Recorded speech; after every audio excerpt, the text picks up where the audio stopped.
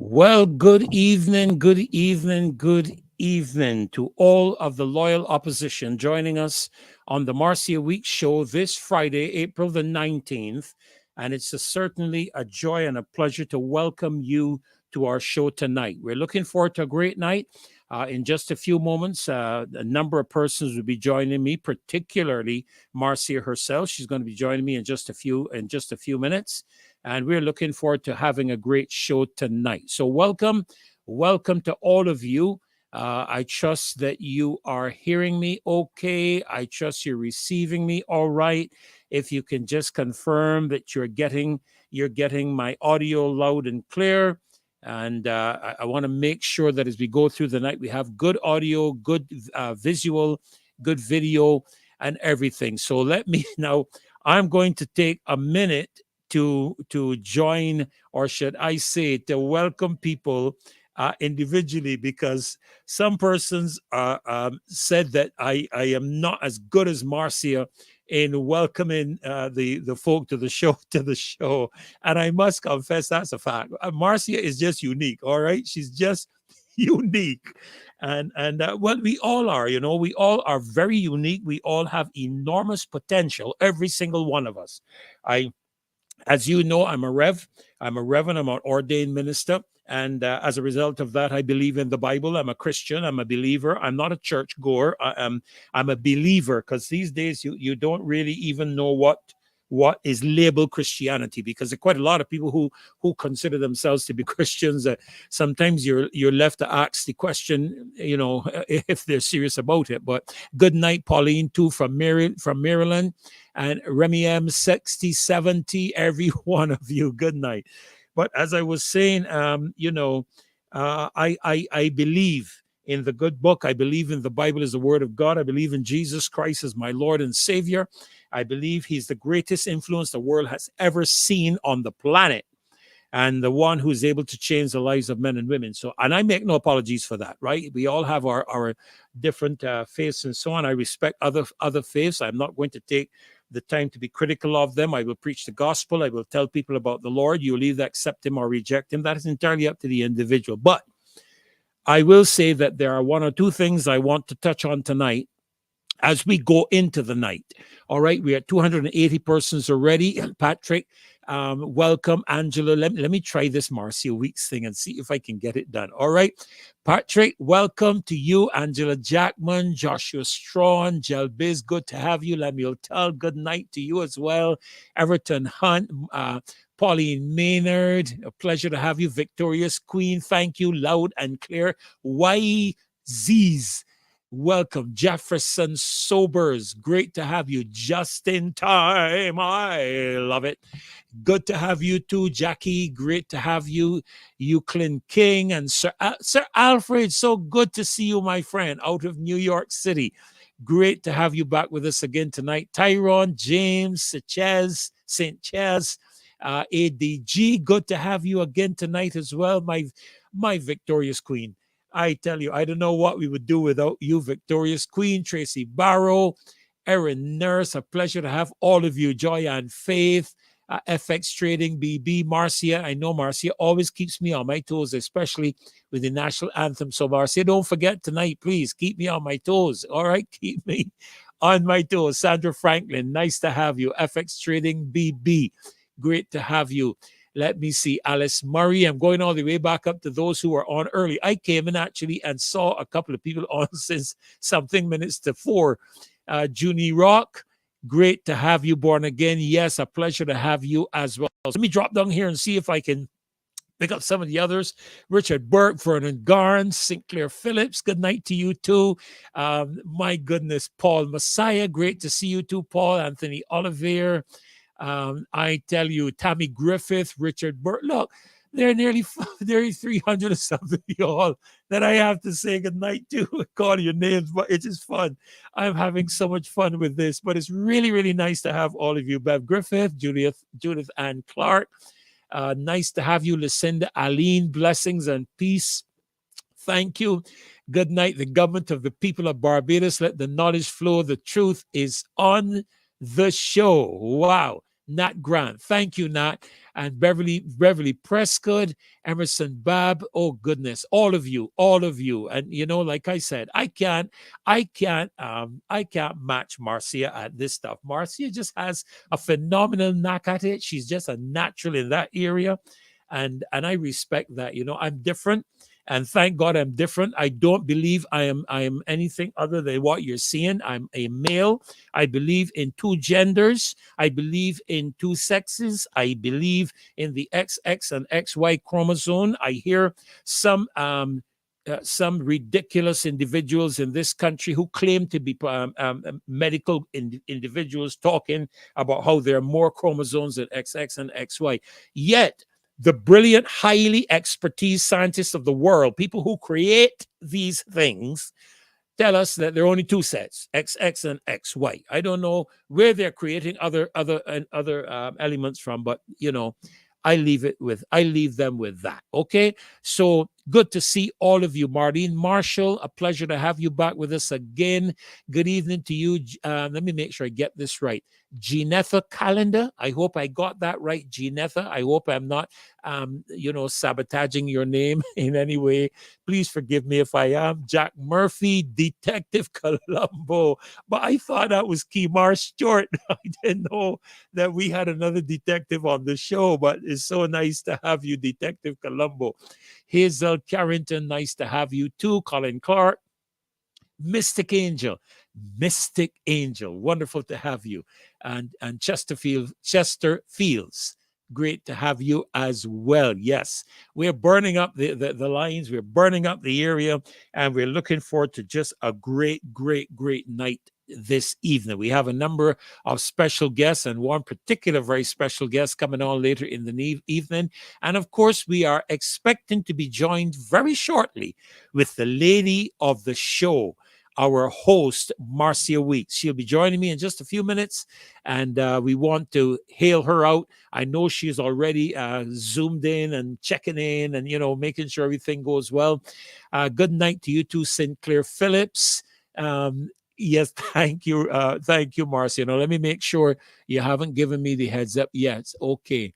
All right, good. You haven't given me a heads up yet. We're at 4:63. I will usually launch the national anthem at just around 500 persons because I want to make sure that everybody gets in there, as many people as possible can get in there with the national anthem. For do you mean you have not had the statement? What you refer to? I come into that, Jackie. I come into that. I got a good quote for that one. Trust me, I got a good quote for that. I come into that one. That one hasn't slipped me. That one has not slipped me because I heard my name was called this week on Brass Tacks. I don't know.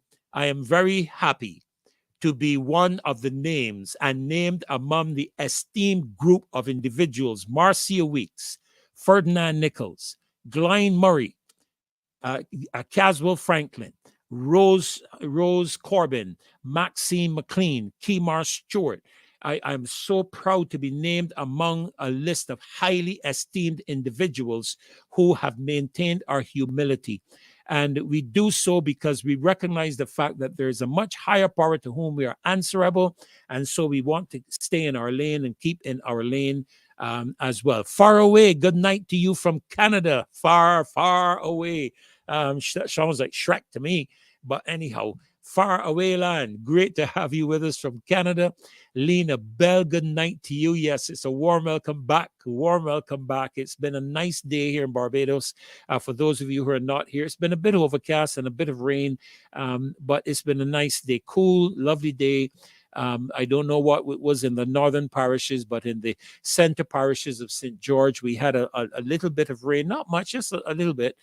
Mainly overcast, but no, otherwise than that, a really nice and pleasant day. Cooler. Watching, wow, the Honorable Maurice Hennessy watching from Brazil. My goodness. Good evening, Honorable Maurice. I actually have a couple of very close colleagues of mine that we have been working with in Brazil with a couple of supply food chains and to see what we can develop for the Caribbean and a couple of housing chains as well. So we welcome you from Brazil. Thank you for joining us joining us, sir. We really appreciate you taking the time to be in on the show, and a very special and warm welcome to you. Well, we're up to 505, so you know what I'm going to be doing. I'm going to be playing the national anthem. So I want you all to get your Barbados flags. I want you all to make sure you're standing, because we're going to stand at attention as we hear our national anthem played for us. Let me just locate it. Make sure I have the right thing now. Thing is now, like, I can't find it. There it is. So here we go, folk. The national anthem of the Republic of Barbados.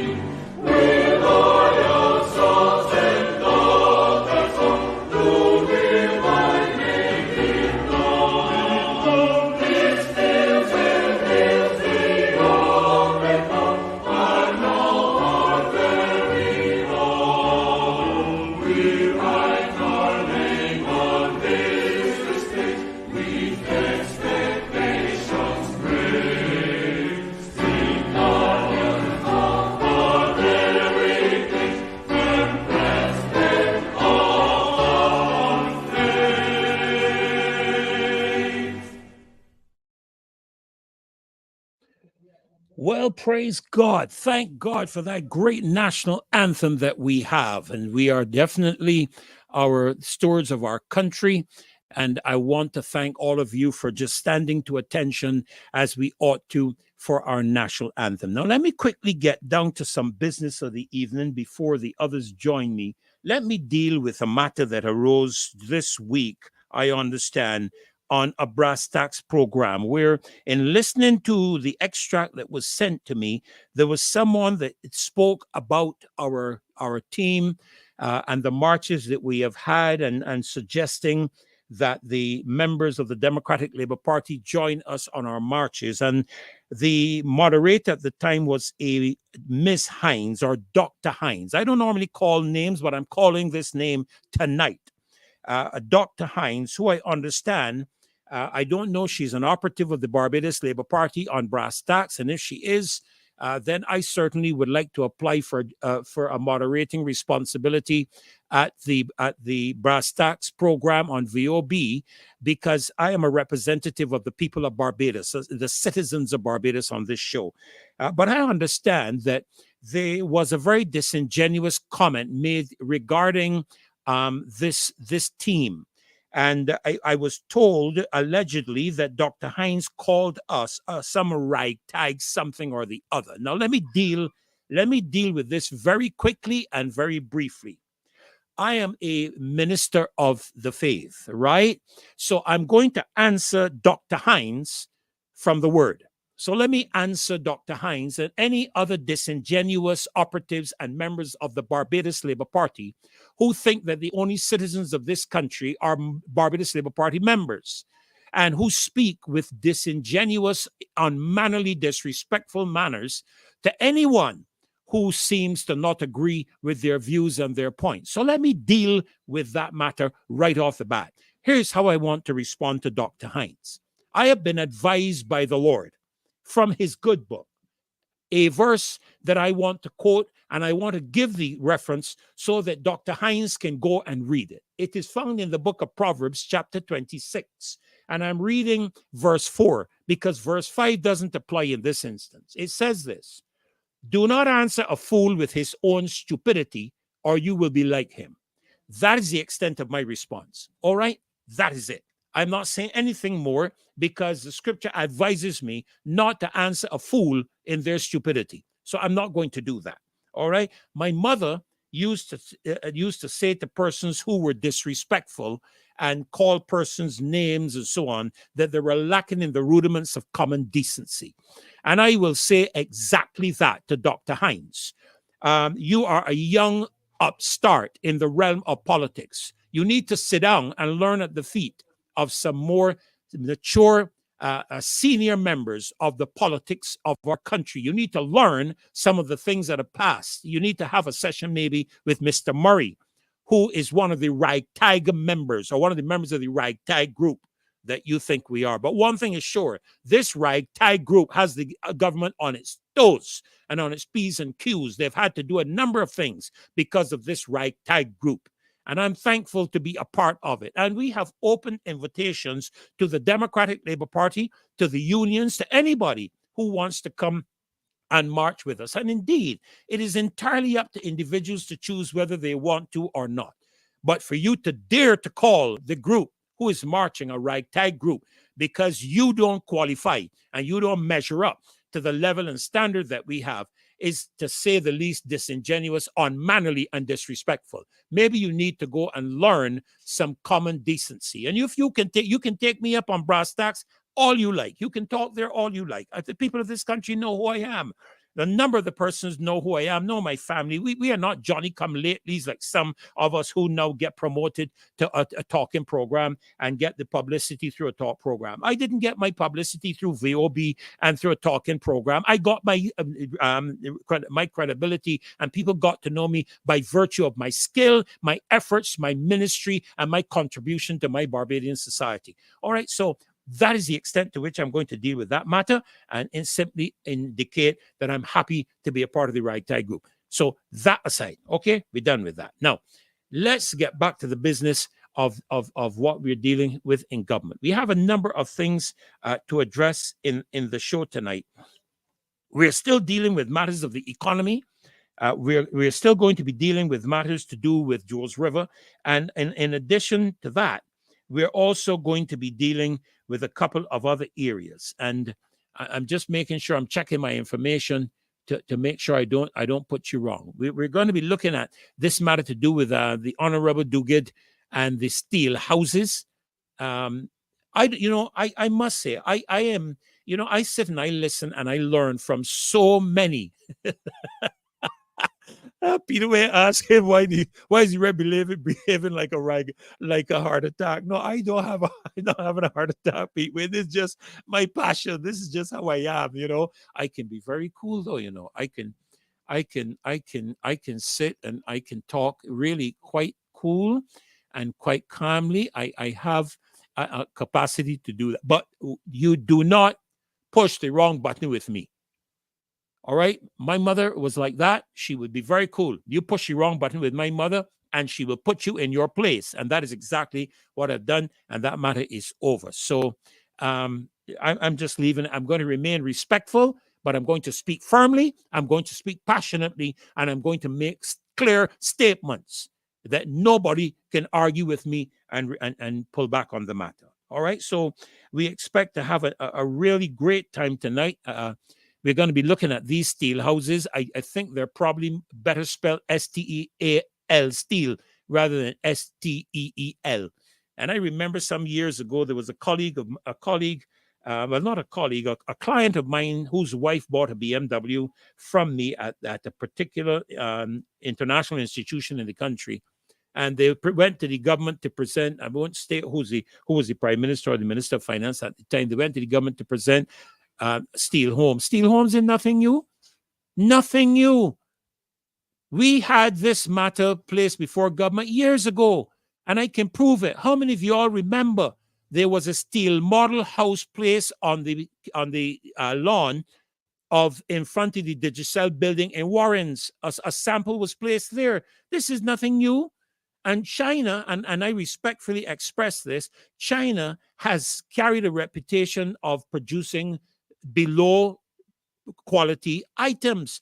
Go and talk to the Americans. I remember an issue in the United States across America to do with sheetrock imported from China that resulted in people's valuables in their homes tarnishing, people catching all kinds of ailments and so on because the sheetrock was inferior quality.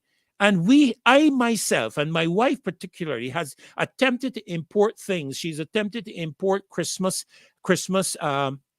items to be able to provide a low-cost capability for Barbadians. And when the samples came to us, they were below par. They were horrible.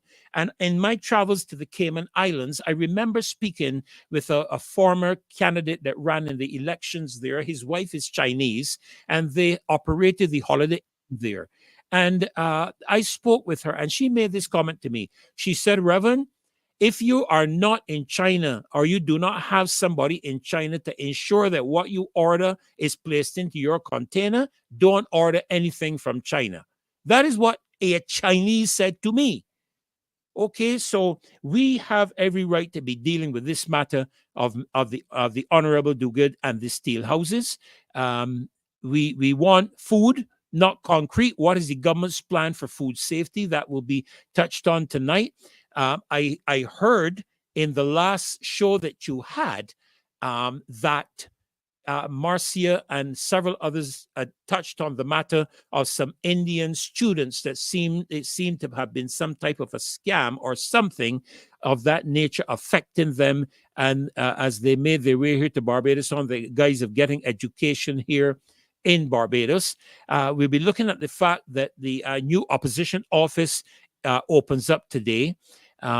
Bannatyne, you saw that coming up. I saw several reports. I saw actually a fire in Bannatyne where the residents are purportedly opposing the development of an area there in Bannatyne. And we're going to look at some matters of education and so on tonight. Water bills, and I was really deeply appreciative of the contribution that Senator Tricia Watson made as an intervener on behalf of Barbadian citizens with the Barbados Light and Power. I really am thankful. I am very thankful that she took the time to explain to us what was going on, where the interveners were concerned. And what is deeply concerning is that it appears that now legislation, I believe, has been passed or is scheduled to be passed, giving the minister the right to prevent interveners going before the Fair Trade Commission on the behalf of Barbadian citizens with relating to utility rates. That is an embarrassment when the government would pass legislation. And listen, let me, before I bring anybody in, because I see one or two persons lining up to come in, and I want to get one person particularly in on this show who I've been waiting on. So let me say this very quickly. People elect parliamentarians to represent them in parliament, not the government. When I see the Attorney General reclusing himself from the matter to do with Joe's River because he's the Attorney General and he does not, he sees a conflict of interest, so to speak, of representing the government as opposed to representing the people of Barbados, the people of St. Joseph. I want to say this to Mr. Marshall. Mr. Marshall, it is the people of St. Joseph who elected you to parliament, not the Barbados Labour Party. It is not the government that elected you to parliament. You are obligated to represent the people of St. Joseph. If there is any reclusion you should do, you should step down as the Attorney General and represent the people who put you in parliament, without whom you would not have had the opportunity to be the Attorney General. You owe it to the people who elected you to office to put them first. They put you in parliament. I want to say this as well to Tony Moore. It is the people in St. George North that elected you to parliament. You are there to represent the people of St. George North, and by extension, both of you, the people of Barbados. And if there is any conflict of interest, you need to step away from anything that does not represent the people of this country. It is the people who voted you into office, who employ you, and who pay your salary. So you are obliged to them. So if necessary, you need to resign as the Attorney General and represent the people of St. Joseph who elected you to office. That is all I am going to say on the matter. So let me cool down now, because I have a lovely lady joining me. So I have to behave like a gentleman now. I can't behave like a ragtag anymore. I have to behave like a gentleman, because joining me is the, I am tempted to say, the illustrious Marcia. Welcome to your show. Thank you so much, Dr. Ferdinand. I was there, just your energy and your passion. I mean, it's it's infectious, and it's really good to be on. And we have such an able team that Oh yes. as Oh I told you, yes. I was called to a meeting. I had to rush at 4 o'clock today, and I said, "Oh, but you know what? I wasn't worried because I knew I could call on Dr. Ferdinand Nichols." And I came on, and I'm just like fired up listening to you.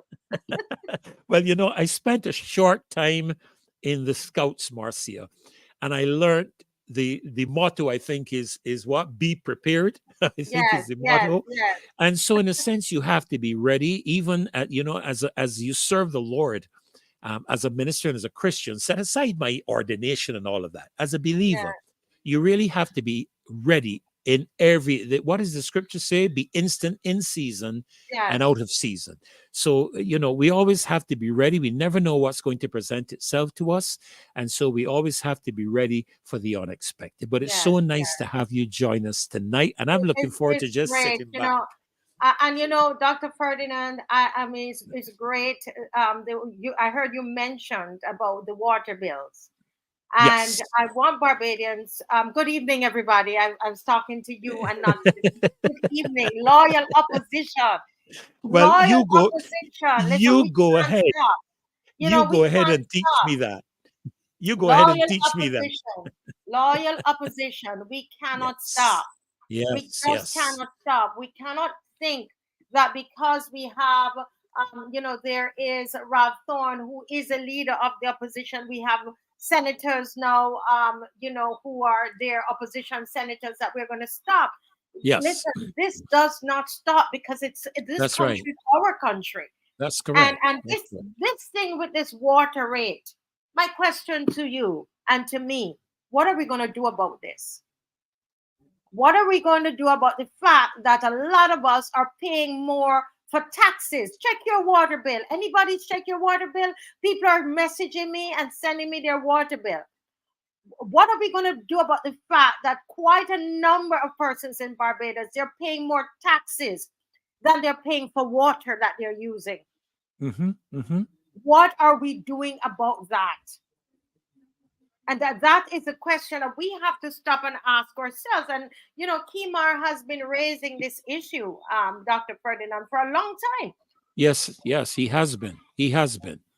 And he's been raising the whole perspective of even the quality of water that we are purported to be receiving. And I remember on a couple of shows him speaking concerning the intent of government to feed into our aquifers recycled sewage.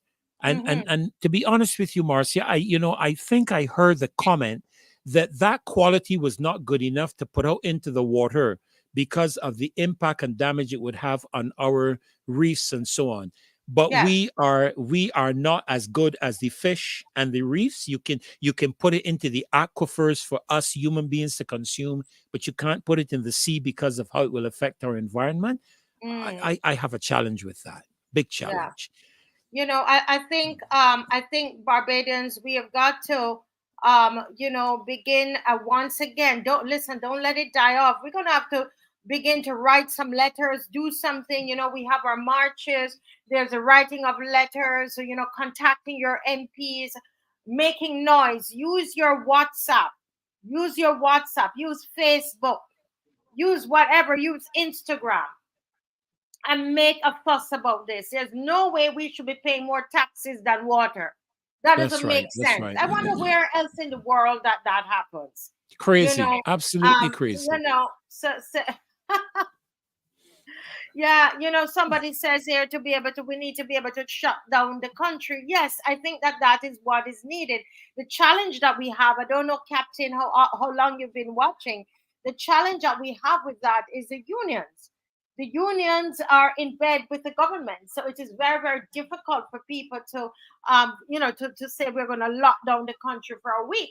That would be fantastic, but not when we have people like Tony Moore and all of them. If we had people like just Caswell Franklin from Unity Workers Union, then we can say that we can get this thing done and the workers will be safe, because you still want to make sure that people, they don't lose their livelihood, because things are already so difficult. So I understand that. I see Miss Corbin is here. I'm not sure she's quite ready as yet, and she's smiling. And let's Yes, see. I saw that So smile let me just get now. on Dave to see if Dave has Mrs. Corbin's um. Her presentation ready. Okay, repeat, please. Not as yet. Yeah. So that is coming up. While we're waiting on that, I want to say to everybody who's on lockdown, folks, coming up on the 26th, there's a deadline for the submission of our opposition to the cybercrime bill. We must understand, Barbados, that if the cybercrime bill goes through, that's the end of this show. And that's That's what right, we want. that's right. It is the end of this show. If we come on here and we're talking freely like this, many of us are going to be locked up. I know for sure that they're going to give me 7 years. I know that for sure. and So and I'll be probably in the cell next to you. and so it is very important, if we want to keep our voice, it is very, very important that you take a few minutes tomorrow, over the weekend. Take a few minutes, everybody. That's a good thing. Thank God for Barbados. No, we can write, we can read. Thank God for Errol Barrow, right? And I'm saying to everybody, take a few minutes, all right, Barbados, and write your thoughts about the cybercrime bill. You don't have to know the sections or anything like that. Just write your thoughts out and send it to me. If you send it via WhatsApp, I'll make sure that we compile it and we send it off. It's 236-7000. That's the WhatsApp number, and I'm going to ask somebody to put it up. Right? 236-7000. 236-7000. We want everybody, even those in the diaspora, because we must remember that that cybercrime bill can reach out of Barbados and grab you. Remember, the cybercrime bill doesn't have any border, it's not going to say it's just Barbados. And all you have to do is to say something to someone that hurts their feelings on social media, and you're going to have to pay a fine and or do 7 years. Now what they're saying is that they have this committee that they put together, and so I am saying to Barbadians, let's take a go for it. Right? Let's put the money where the mouth is. Let's put some paper. Let's put some energy. Put the elbow grease in. Right? It just can be 5 lines. Just say, you are I am opposed to sections of the cybercrime bill. and would like for it to be withdrawn, or however you want to put it, right? But I think that it is important that you do that. 2, 3, 6, 7,000. What we did, Barbados, is that, remember, we had a press conference. Remember that famous press conference? So what we're doing with our team, we've asked them to put everything together, and we are going to submit that. We're also going to submit it and give it to opposition leader Thorne, because he's part of that committee. So we're going to make that presentation to him as well, and we're going to submit it officially. You see? So you really need everybody. We count everybody. Your opinion counts. I don't care if the spelling is off, the grammar is off. Just send it. We will fix it. All right, everybody. You can't say that you didn't get an opportunity. Let us, everybody. 2, 3, 6, 7,000. Write it down. That's a WhatsApp number. Yes. Then we can and we can send our dissent, or opposition to the cybercrime bill. It is very important. We had our march and we saw how effective that was. Let us not draw back now. Let us not get lazy with this one. Very, very important. Somebody's saying here, Dr. Ferdinand, we will have to march against it. We'll have to march again. I noticed as well, somebody mentioned that if it meant the end of this show, it also means the end of Brass Tacks and Talk Your Talk and all the rest of it, all of the different social platforms. You won't be able to say anything on Facebook, TikTok, YouTube, and they'll reach you wherever you are, as long as you're Barbadian, no matter what part of the world you're in. You could be in Australia, and you can put something that they don't like or they're offended by or whatever, and they can have you extradited. They can charge you 7 years or $7,000. Sorry, 70,000. Is that right? It's $70,000, right, Marcia? I think it's 70,000. I just remember the 7 years in jail. Yeah. Yes, Calvin is asking a question. Calvin is asking, is collecting a required number of opposition signatures a strategy in Barbados? I don't know if it's an official strategy, Calvin. However, I think that something like that is a very good thing to do. And if there's somebody out there who would, be able to put some, you can even, listen, you can create, your own opposition to this and your own protest letter. Create something and ask around at work, ask at your church for people to sign it. And then submit that. You can bring it in. Contact me and we will get it in. We will get it in. Let's take initiative, people. Barbados, let's take initiative. You can do it. Calvin, you're there in the diaspora. You can create something from the diaspora, because it affects all of us. I'm thinking, Marcia, if something can be created even online, that, because I've seen so many, things in terms of, for example, persons who can sign a protest letter to the United Nations against the World Health Organization's plan next month to, take over control of all the sovereignty of countries whenever there's another pandemic. I'm sure that something can be created online that persons can sign, and that can be submitted as well. Yes, Tyrone is asking what happened to the online petition Heather created. Yes, that online petition, Tyrone. Good night, Tyrone. How are you? Good night. Very good question. That petition that Heather had created was about the NIS, if I recall, and that was submitted. Now, this in particular, they're asking for submissions from people, from Barbadians everywhere. So we can create another one. And I believe I've asked her to do it. Heather, if you're listening, I know she's vacationing. And if there's anybody else who said, put your hand up and say, listen, I will create that online petition so that we can get the signatures in, then great. Put up your hand and say, I will do it. Heather doesn't have to create this one as well.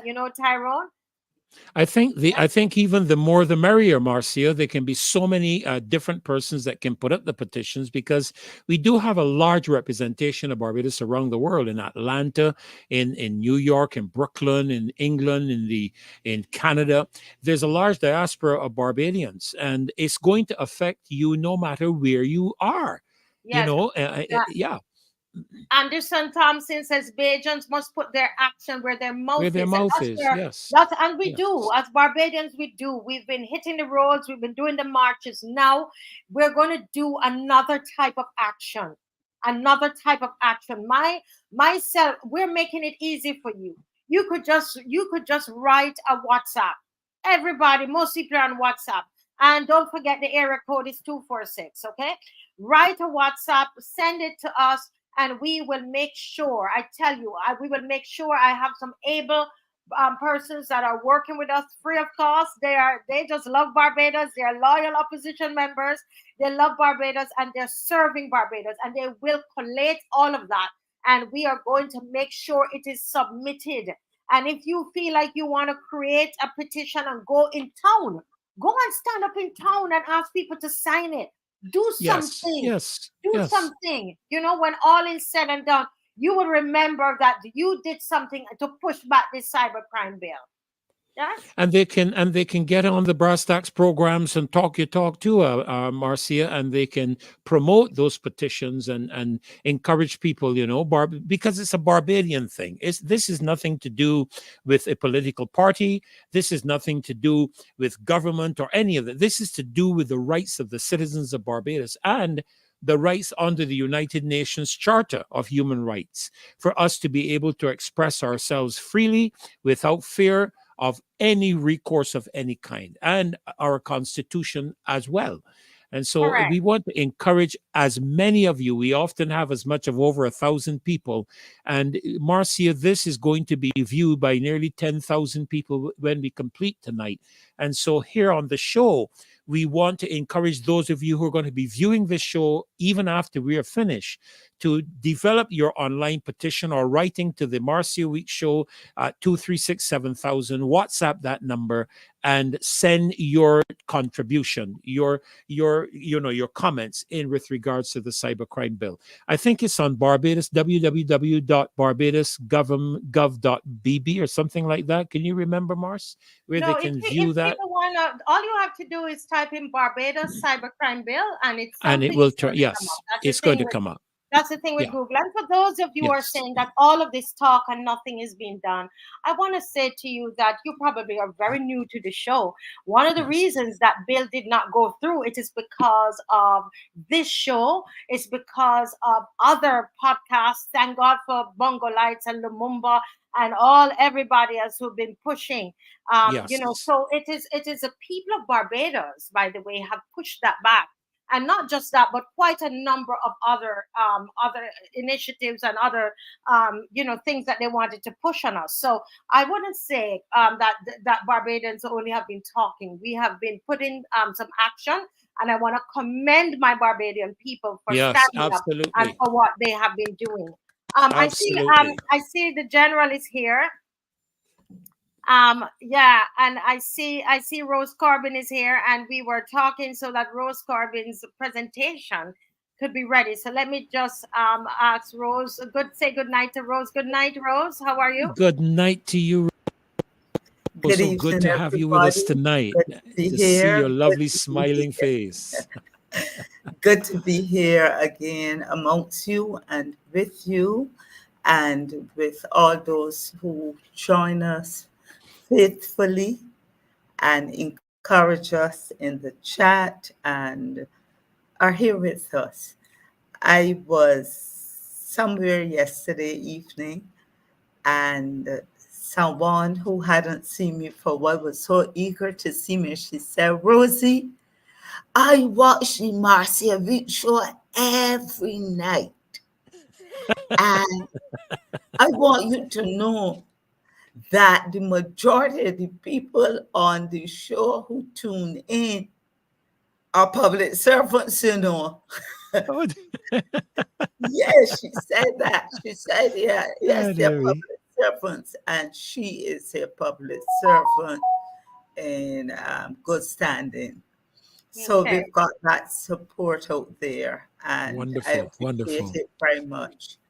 And I am coming in here on um, the heels of what you and Marcia have been promoting: action, action. I am not sufficiently satisfied that we act as swiftly as we can and put fire under the heels of delinquency, let's say that, as opposed to say delinquent persons. I prefer to speak to the state of delinquency, and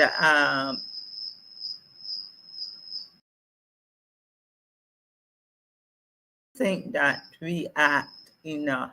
And so tonight I'm talking on education from a slightly different perspective.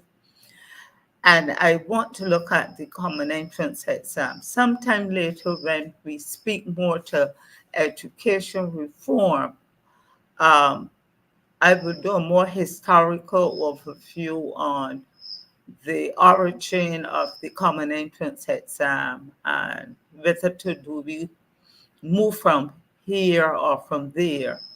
But this evening, my appeal is for our voiceless 10 and 11-year-old children facing the common entrance exam on Tuesday, the 7th of May, 2024. And to me, the only way I could describe it is that this exam marks the beginning of their future. There's no turning back for them after Tuesday, the 7th of May. And over 3,000 children will be writing this exam. And my grandson will be one of them. And your grandson will be one. And Yes. certainly, I wish him all the best, but I have my concerns Yes. about his readiness and the readiness of the others. And he may be in a position, Dr. Ferdinand, Pastor Ferdy, where he gets that support and he may have had all the resources during COVID, but what about the others? Let us take out, say, about 300 or so from the private secondary schools who may have been in a better position, those at St. Gabriel's, those at Providence and Codrington, and they have choices too if they don't make it into the secondary schools there. Many of them stay on at their primary schools, those private primary schools, unless they make it into what are considered the top schools. And we have about, let's say, they're usually about 3,300 to 3,500 children writing that exam. What happens to the 3,000, those who might not have had the support systems to prepare them? And I just want Dave, if he could, play that video for us before we show this slide. Dave, did you receive from us that YouTube video from the Ministry of Education? Audience, please view this for us, with us. There's a promotional video. Do we have it? Yeah, Um, I think I saw it coming up just now. He may be Yeah, I having a did. couple of technical problems. While we're waiting, however, my concern is that maybe education is not a sexy topic and it does not get the attention that it should receive. Maybe amongst us here too. And I wonder, what are we going to do about this? I'm not satisfied that we should sit and not galvanize ourselves and mobilize ourselves on behalf of those voiceless children, to ask the Ministry of Education to consider and reconsider that date. I speak from a personal experience where I worked over the last 2 weeks up until today with a young bright. He's intelligent. I'm sure, Reverend Ferdy, you've picked it up with your own grandson, that there are gaps. Yes. That there are gaps. There's some concepts I'm missing. I'm not seeing that teachers have not taught. I'm not seeing that. But for example, when my husband was working with him on the math and I was working with him on the English, when he looked at the geometry component, he could scarcely recognize basic shapes. He is an intelligent boy. He looked out and he called me out when there was the halo around the sun. He said, "Auntie, come up quickly. There's an aura that you must see, an aura around the sun." And he's right. But when we asked him about geometry, he said the teacher did not have time to do it. She said, just did this, did that, and she said, we have to move on. When that section, as you know, in the Common Entrance Test paper, that is a section on its own. And I'm concerned that not only that little boy, but so many other little boys and girls have not had a consistent instruction and time to practice and time to have remediation and time to have be prepared for this exam, as we all know here, which determines our future. Just a minute, Rose. The video is ready. Just so ready. You know. Yes, please. Yes. You want to go ahead, Dave. Go ahead. Thank you. The purpose of the Barbados Secondary School's entrance examination is to allocate primary school students to a government secondary school. There is no pass or fail. Every child who sits the examination is guaranteed a place at a government secondary school. In this short video, we will cover some of the key information you need to know. First, let's look at who is eligible to take the exam. If your child will be 11 years old by August 31st, 2024, they are eligible to write the examination. It is possible for your child to sit the exam early, but they must be at least 9 years old by August 31st and have scored 85% or above in both English and Maths for all terms in Class 2 and Class 3. Also, the exam can only be sat once. There is no opportunity to resit when they are older. If your child has been scoring less than 20% in both English and Maths for all terms in Class 2 and Class 3, you may request a deferral. Deferrals may also be allowed in cases of prolonged absence due to illness or trauma. In some cases, students with learning challenges may be allowed a special accommodation or be exempt from the exam.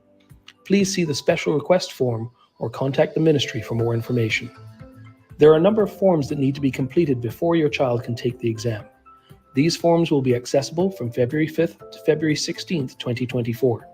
You're encouraged to review and complete your forms before February 16th. The link to the Choice of Schools form and the booklet will be emailed to your child's email account. You can also visit mes.gov.bb to access the BSSEE booklet, early sitter, deferral, special request, and non-national form. Please note, if your child was born outside of Barbados, you will need to complete the non-national form. If you don't have access to a device, you can visit the school or any branch of the public library to access and complete the forms. The booklet contains information about each of the 21 secondary schools, their programs of study, extracurricular activities, and examining bodies. The Choice of School form allows you to state your preference for which school your child will attend. You have 2 open choices, which can be any school from any zone, and then up to 7 choices from within your zone. Each school may be chosen only once. To help you choose, There is also a zone finder on the form which lists which schools are in each zone.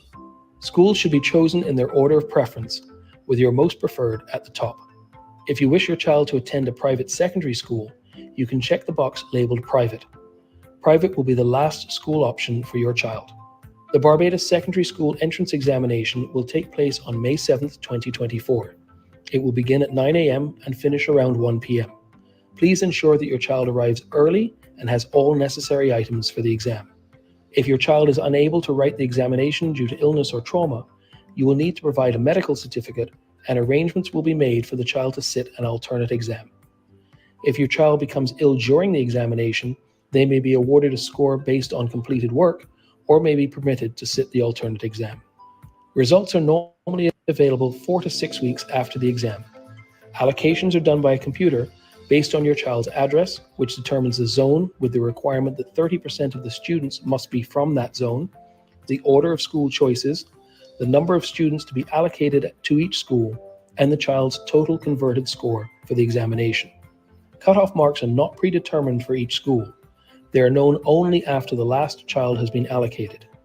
These marks are dependent on how the students perform on the examination, so they change every year. For more information, please visit mes.gov.bb or contact your school or the Ministry of Education, Technological and Vocational Training. Good luck to all. Thank you. For me, that has been quite educational. I noticed someone asking, did they say there's no pass or fail? My eyebrows raised at that too, because we know that when you are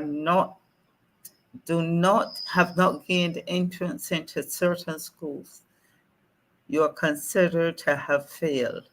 But we'll discuss that some more when we look more historically at the origin of the common entrance and where we're at now and what we can or should do.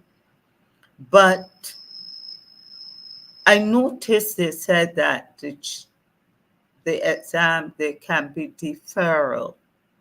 And I'm wondering if parents are taking up that option. I don't know if Caswell can inform on that. And quote that trauma. They said that the exam can be deferred due to trauma or illness. In my opinion, COVID has been a traumatic, stressful time for all of us. And if adults scarcely cope, there are some persons who are still suffering post-traumatic trauma from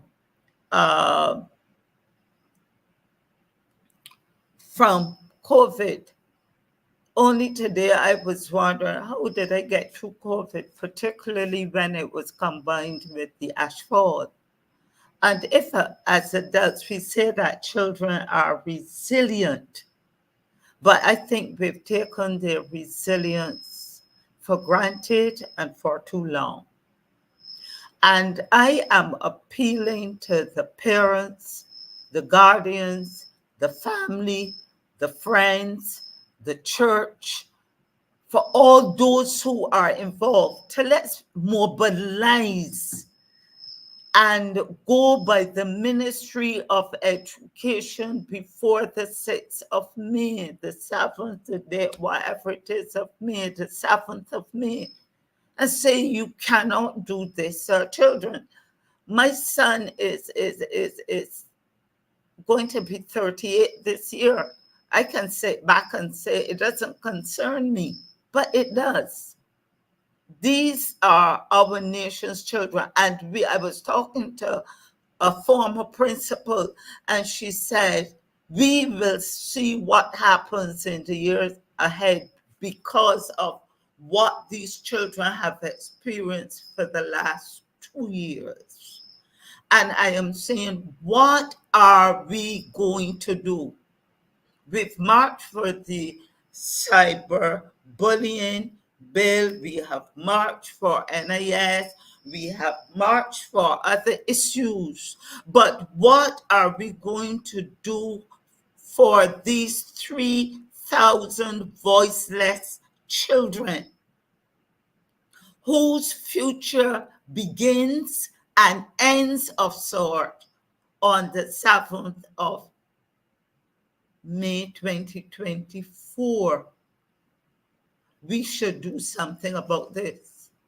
Is it some way of the asking the ministry or parents signing a petition and say, I want my child to be deferred from writing this exam until next year or whatever.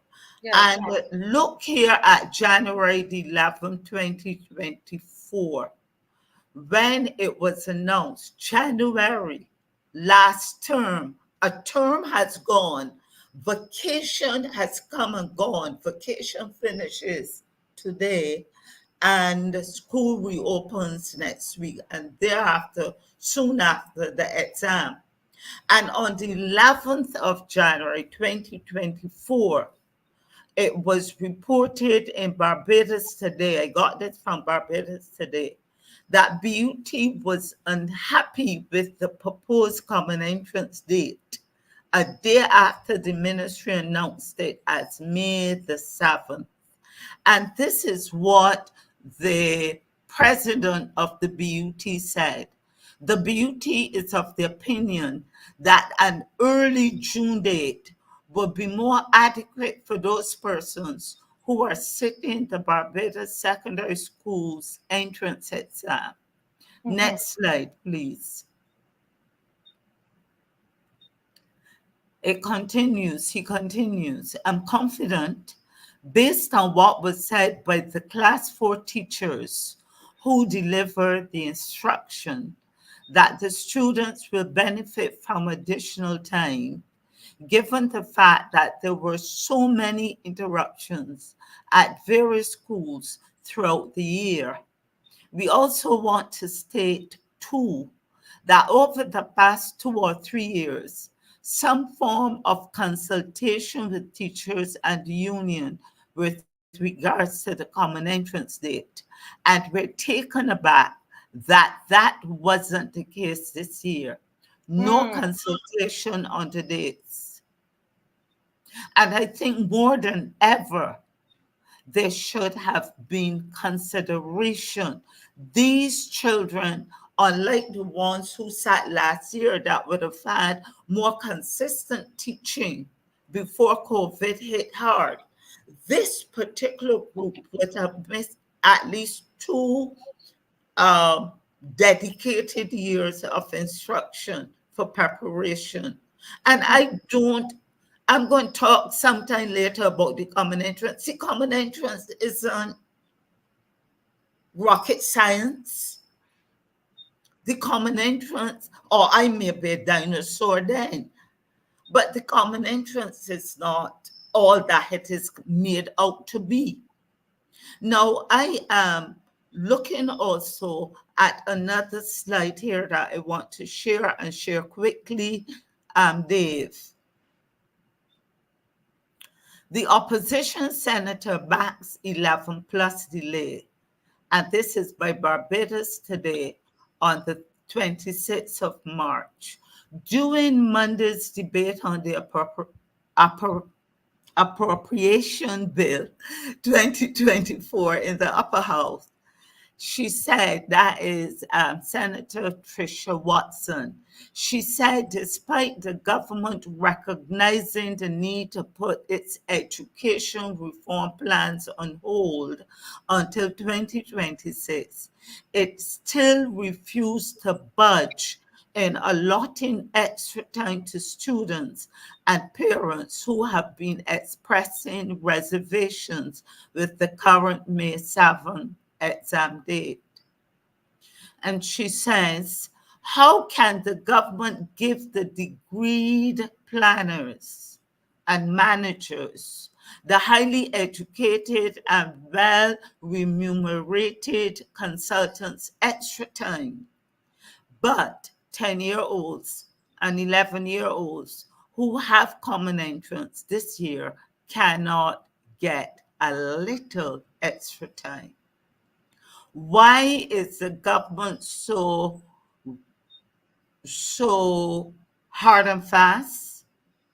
So should I use words like insensitive, unhearing, distancing themselves from appeals to have some consideration and compassion on these 10 and 11-year-olds who would have lost out? And I put back the losses right at the doorsteps, and not even the doorsteps, in the bosoms of the Ministry of Education, who did not put systems in place to enable these children to get the maximum during COVID. We know the time loss, the instruction loss. And I am asking, again, I'm appealing, and I'm asking this forum and this platform, what are we going to do? Yeah. How will we respond?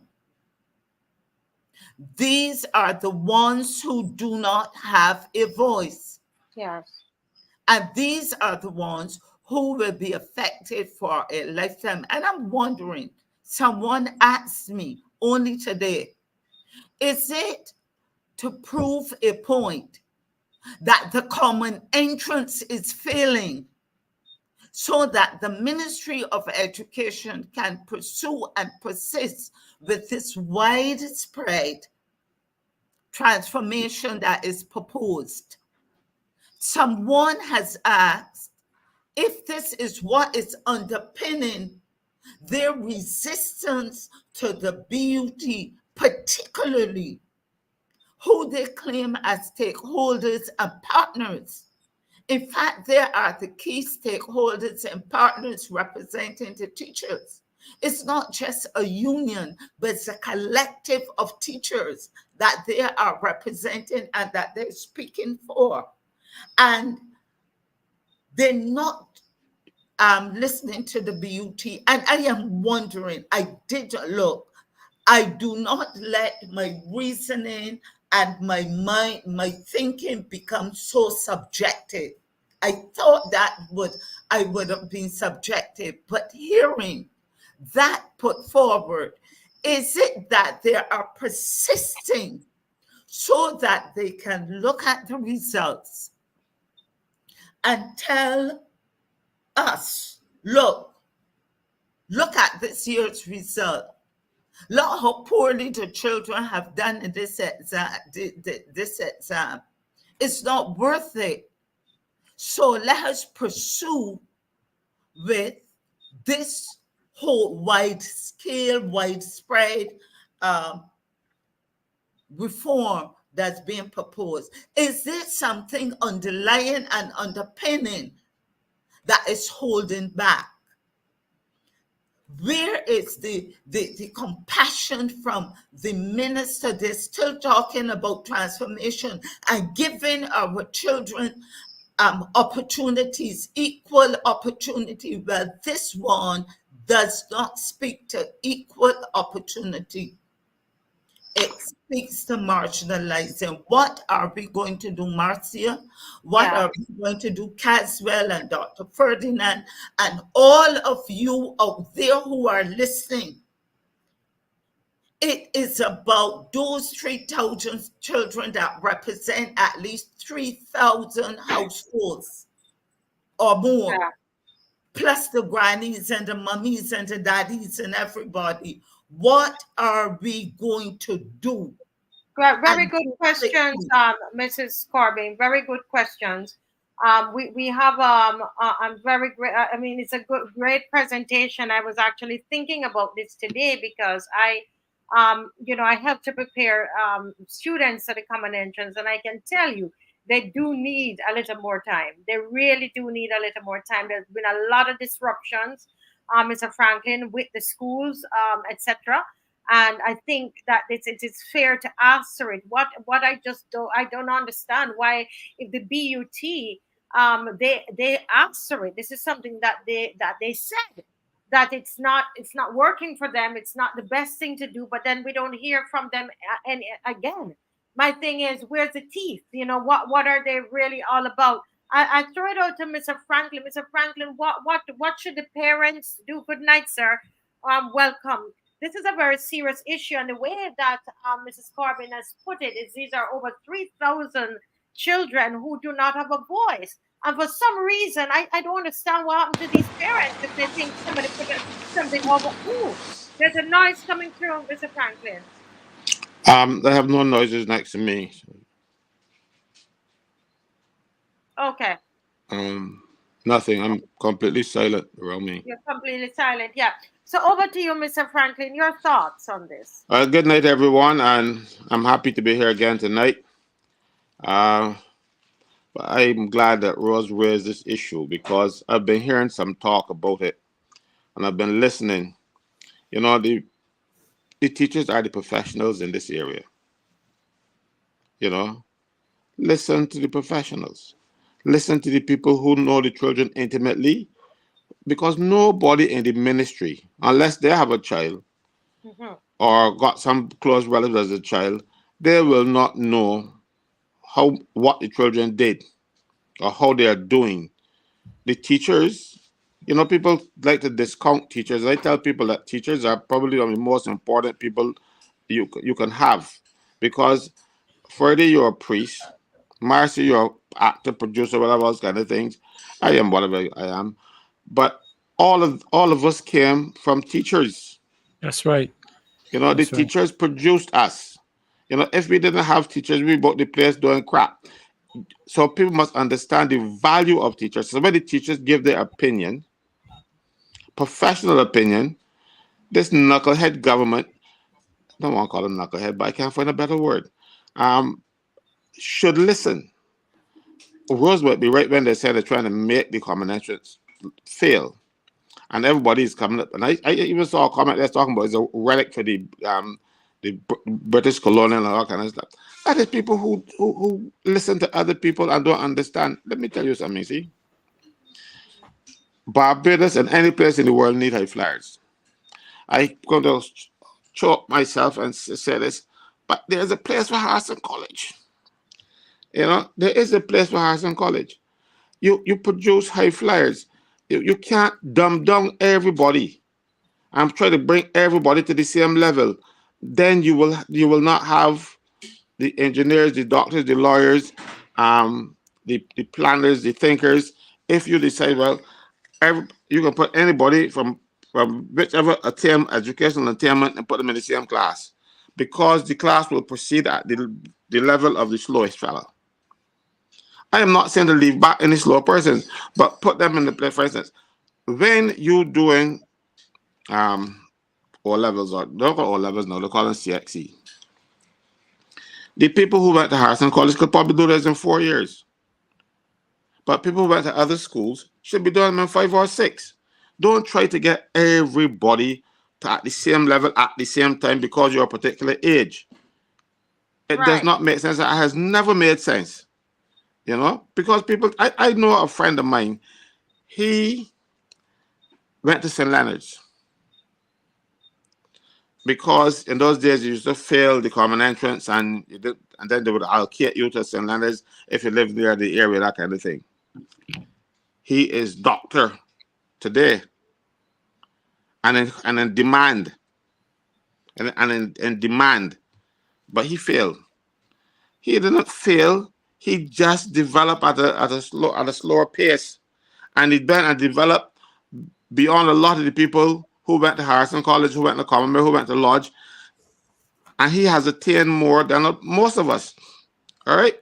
So listen to what the teachers are saying. Stop this. I know it all. I know it best. I to try to listen to people. If the teachers are telling you that we did not have time to bring our children up to standard, listen to them. They're the people who are doing the teaching. What you're going to do? You're going there and they're going to set the exam and going to frustrate people. But let me ask what we are going to do. Those children have, I see some of the kids we are dead wrong. If you put all the bright children in one school, what do you expect? I'm not saying put all the bright children in one school, all the bright children can't hold in one school. I am saying to you that they have, you see, this is something about it, go to Harrison College, you know. And that is why they're coming up with these things. And listening to other people's ideas. Think for yourself. If you take all the students who do an exam, who in an area, put them in one class, there will be a drag to the slow student. You can put dumb children who are not as bright in Sam Harrison College, but you got to put them in a different class. You can't put them in the same class with the fellows who get 98 and 99 and 97. A fellow who got 40%, yes, send to Harrison College. But when you put him in Harrison College, you have to then prepare him differently. You know, and people get this idea about bad schools and good schools. The schools that you're saying, for instance, Harrison College does not have the best teachers or the best qualified teachers, you know. Some of these, what you call junior secondary schools, are better equipped with the teachers and their training. And they have to be, because a lot of these children you see go to what we call the older schools. They're bright children, so they don't need the level people pushing to a particular level, because they're already motivated. They know from the time they were 6 that they want to be a doctor, you know, and they will work toward that. Some of them don't watch TV, they don't do nothing, don't go outside and play, and you know, which is unfortunate for them. But at the same time, they have their stream. Let them stay in it, but don't try to dumb down everybody. Put a fellow who got 80% and 90% in the class with a fellow got 40%. Now the teacher with that class has to bring that 40% student up to the level of the other kids. But at the same time, the children at the top who had 90% are being frustrated because this fellow too slow, keeping me back. You know, when we were in primary school, in my days, they had A, B, and C streams. We were all in the same class. As a matter of fact, it was one big open room, and you had the children at one side was the A stream, the children at the other side, and the children at the back, the B, the C. But you taught them, and better yet, if you did not reach a particular level of attainment, you did not leave that class. All right? You did not leave that class. But then they come up with this idea about, oh, if you reach age 6, you should be in class this, and age 5, 7, you should be in this class, and not looking at attainment or comprehension.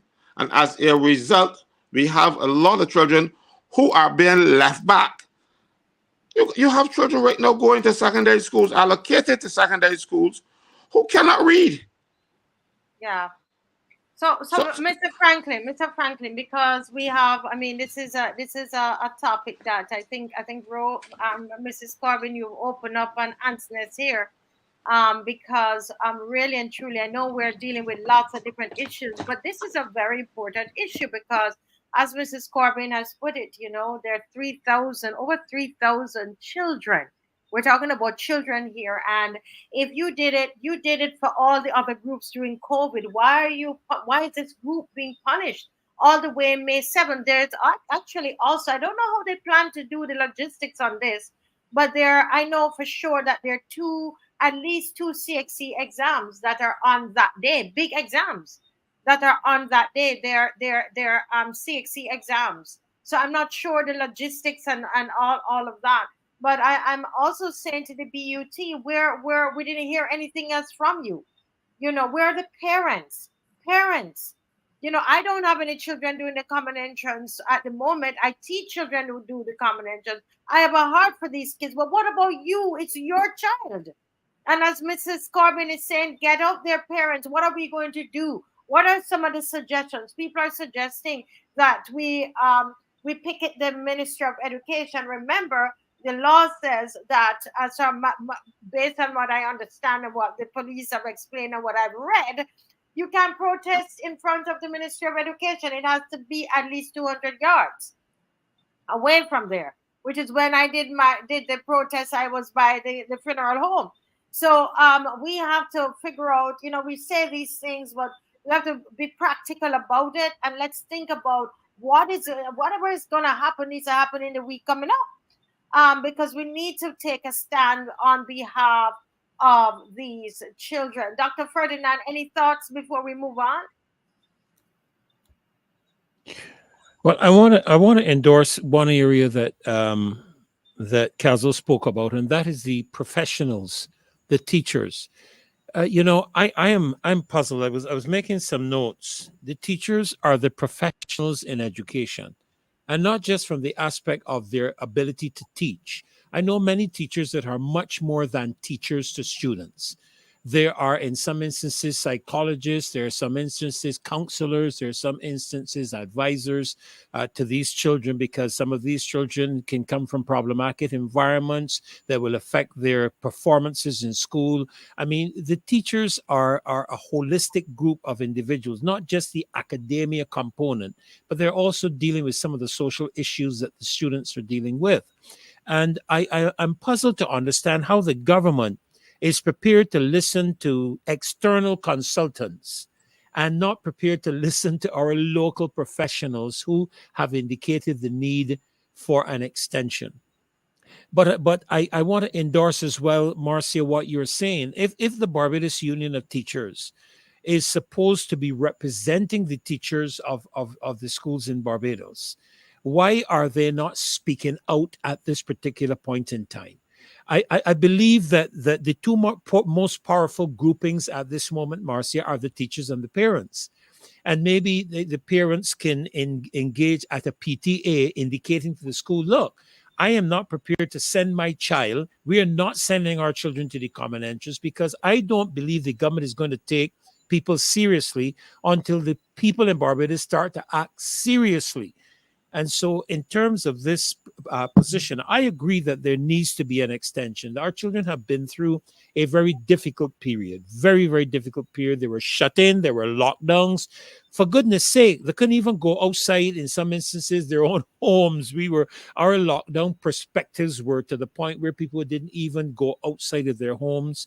There were the issues of domestic violence and tension in the households that children have had to endure over the past couple of years. Why can't they get an extension? What is so crucial about this exam that it has to be done by the 7th of May?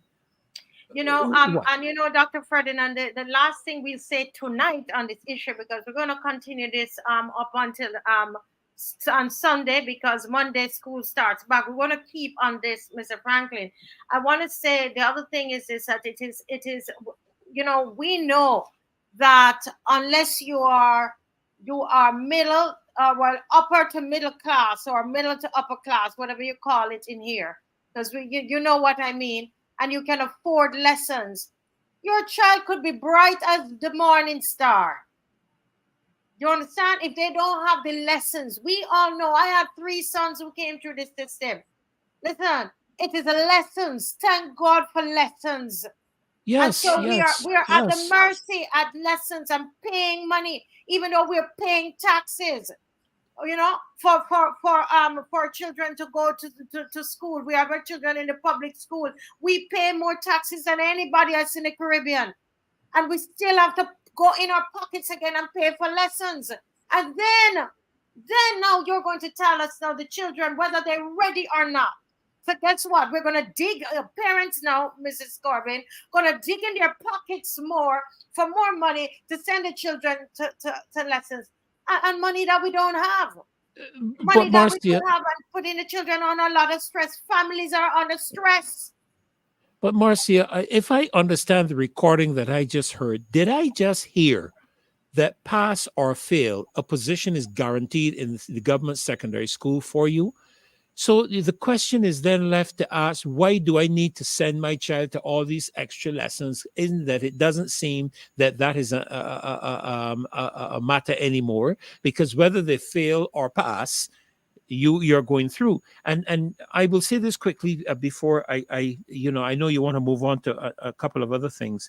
When I was at Harrison, I went to Harrison College, and I know that Caswell went to Combermere. So Caswell is not only Harrison College, but we had several streams in every segment: lower 1A, lower 1B, lower 1C, 1-1, 1-2, 1-3, 2-1, 2-2, 2-3.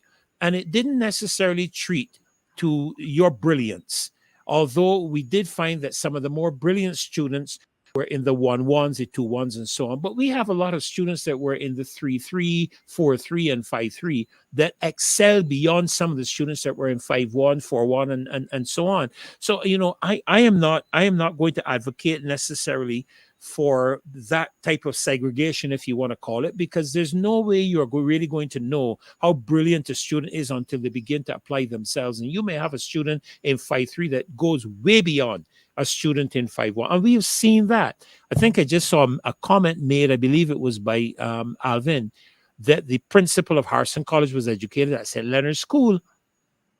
So these are factors that that we have to bear in mind. that we have to bear in mind. Yes. Yeah, Angela Thank you. Knight, and then we'll hear from Ms. Corbin. Really, our last comment, really quick, because we are way over time. Angela said that she spends $560 a month on lessons, and I tell you, I know what she's talking about. Yes. I know. Our daughter is spending a lot. Secondary school child, and I get maths lesson free, but other lessons add up to $560. You think that the average person in Barbados can find that? Over to you, Mrs. Corbin. Let's just have a quick close up on this section until Sunday. Yes, Mrs. Corbin. You notice that I'm smiling. I've been reading the chat, and I think that some of us have missed the point. The debate here is not about the common entrance. Thank you. The debate here is not about which school is better, and that who's arguing about who has a PhD, or whether Caswell is right, or whether the next person is correct. It is not that. It is about those children who have been disadvantaged and are being forced to write an exam, whether it is, to me, it is not the common entrance. It is the principle underpinning the lack of concern, the lack of responsiveness, the lack of responsibility by the Ministry of Education, the unwillingness to listen, the unwillingness to reason yet another time, and standing on the shoulders of the poor, voiceless children. It is not whether you went to St. Leonard's, whether you went to a center, whether you went to Harrison College, Combermere, or St. Michael's like I did. That is history. I am talking about the here, the now, and the future of these 3,000 plus children who do not have a say. A strategy that I would propose is that maybe, Marcia, we here can write a letter to the BUT, can write a letter to the National Parent Teachers Association, ask them what they're doing, ask if they can will mobilize with us, write to even the Democratic Labour Party and their shadow Minister of Education, and get moving. We have Senator Tricia Watson already on our side, and it's recorded what the BUT president said in paper only Wednesday, that there's so many things to attend to in education, and all these people are doing are having sightseeing. The officials are having sightseeing events. with the press. It is more than that. What are we going to do? What will we do? We must do something. Where are the 3,000 parents? Somebody bombard the same brass tacks. Let them know we can't go in front of the Ministry of Education and petition, but we can get it out. I am concerned it's going to come back to haunt us, you know. It is going to come back to haunt us. When these children, and I am beginning to think that there are some strategies and systems being put in place to undermine the structure of education as we know it, and they don't even know what to put in its place. They don't even know how to manage a system that is there already. What are we going to do? And I am not subscribing to argument about the common entrance is a relic from colonial days. It's a relic, and the common entrance was put in place in 1959 to ensure that children get a chance. The poorer children get a chance to have access to secondary schools. So it's come a long way from the days of slavery and the relic of colonialism, because it was put in place just pre-independence. So let us become informed, and let us look at what we are pulling down and tearing down just because it might sound, you know, trendy. Yeah. So somebody said, because we have gone. So yes, someone says here, well said, Rose. We have to mobilize all the stakeholders. Thank you so much, Mrs. Corbin, and very, very important topic raised tonight, ma'am. And we are going to chat. We will chat tomorrow and Sunday about this. And I would see if Mr. Franklin can connect us to BUT or somebody and see what can be done. Thank you so much, Mrs. Corbin. Thank you, listeners. Thank you. Thank you. Well, Mr. Franklin, oh my goodness, this is, I do know that a lot of the children are not ready. I know this is a hot topic. The chat is lit up because we've taken the conversation, as Rose says, to talk about whether the common entrance should be abolished, etc. That wasn't the discussion, really. It's about the children being ready for this one on May 7th. And unless you have a child or a grandchild, it might not mean anything to you. But there are 5 children that I'm working with, and I can tell you, they have potential. I said to the mom, I said, there's a little boy, if we could just have him a little longer. So, and it's hard on them because it's a time where, you know, it's a big decision maker, you know, and what happens to a lot of these children. So we need to take it into consideration. Mr. Franklin, I know that there's so many things on your mind tonight. There is the NIS. I too want to continue talking about the school because the BIU, because I made a promise about that I will continue. But I would love for you to talk about right now. I don't know if you saw the newspaper. I'm talking about the contributions, and I'm saying, look at them, Mr. This is how the show starts. These series of shows, you know, would say what's it about 9 months ago. So I don't know what the newspaper now had it right there in the front of the newspaper, and people are getting all, you know. But this is what you have been talking about this NIS contributions. That's how I learned about NIS from you on the Marcia Week show. So you saw the paper, right? I saw it, and I was quite amused, you know, because it appears to be news. It seems every time Minister Gadsden says something is news, even if it is rubbish. And this is the education that we were asking for. This is the education that we were pleading with the government to do. They went ahead and they passed this thing very quickly. And if this show did not speak up a lot more people would be in the dark because they plan to put these things in place without telling anybody. No, they are coming out there, and it's even news to the media. It wasn't news to us 9 months ago because we marched against that. We marched. As a matter of fact, I think that was the first march, wasn't it? Yeah, it was the first March. That's the first march that we march against these things. In this series. Yeah, the first march in this series. We complained bitterly, and some people didn't listen, probably because we were ragtag. And I cannot help that. Sorry, people defaming me, and I never can put them in court because for what? I'm not that thin skin. You know, they call me ragtag. I don't even talk about it, to be honest. You know, that means nothing to me. It doesn't bother me, as I tell you, right? Ninja Man wouldn't bother me, neither would Ninja Woman.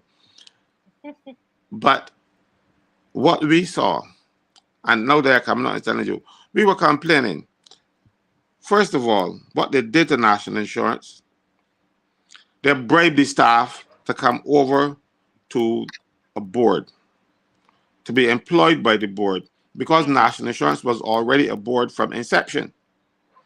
But Errol Barrow, in his wisdom, thought, you know something, we don't want a board dealing with things like who get to work early, who get work late, how much vacation you got, that kind of thing. We want this board to concentrate on the fund, the National Insurance Fund, because that is going to be huge in the future. Barrow was right. So much so the government can steal all of it and bill out nearly $1 billion out of the fund. Because of that foresight that Errol Barrow had. His foresight was not flawed. So they put the staff, but what they did to get the staff to go over and to leave the public service is to give the lowest increase at National Insurance was $300 Everybody at National Insurance got increased. One friend of mine who actually was about to retire, when he realized that his salary for his grade can go up by $2,000, he tell the people, like, give me back my retirement papers, you know. I won't hold on these retirement papers for a little longer because they want that $2,000 for the next 2 years. So they actually bribe. What that will do, though, it will skew the rates in the public service, and worse yet, it will cause the National Insurance Fund some problems because National Insurance now has to be paying for those exorbitant salaries. And you realize they put 10 managers in place, 10 chiefs, they call them, that they didn't, and they only had 2 of those people that they did it, and the job was being done. So they put a fifth wheel to each chariot and paying them. Yeah. And paying them at exorbitant salaries. But so in order to maintain those exorbitant salaries that they put there for their friends, what they did, they decided that you can no longer get the pension after 500 contributions, as it was from inception.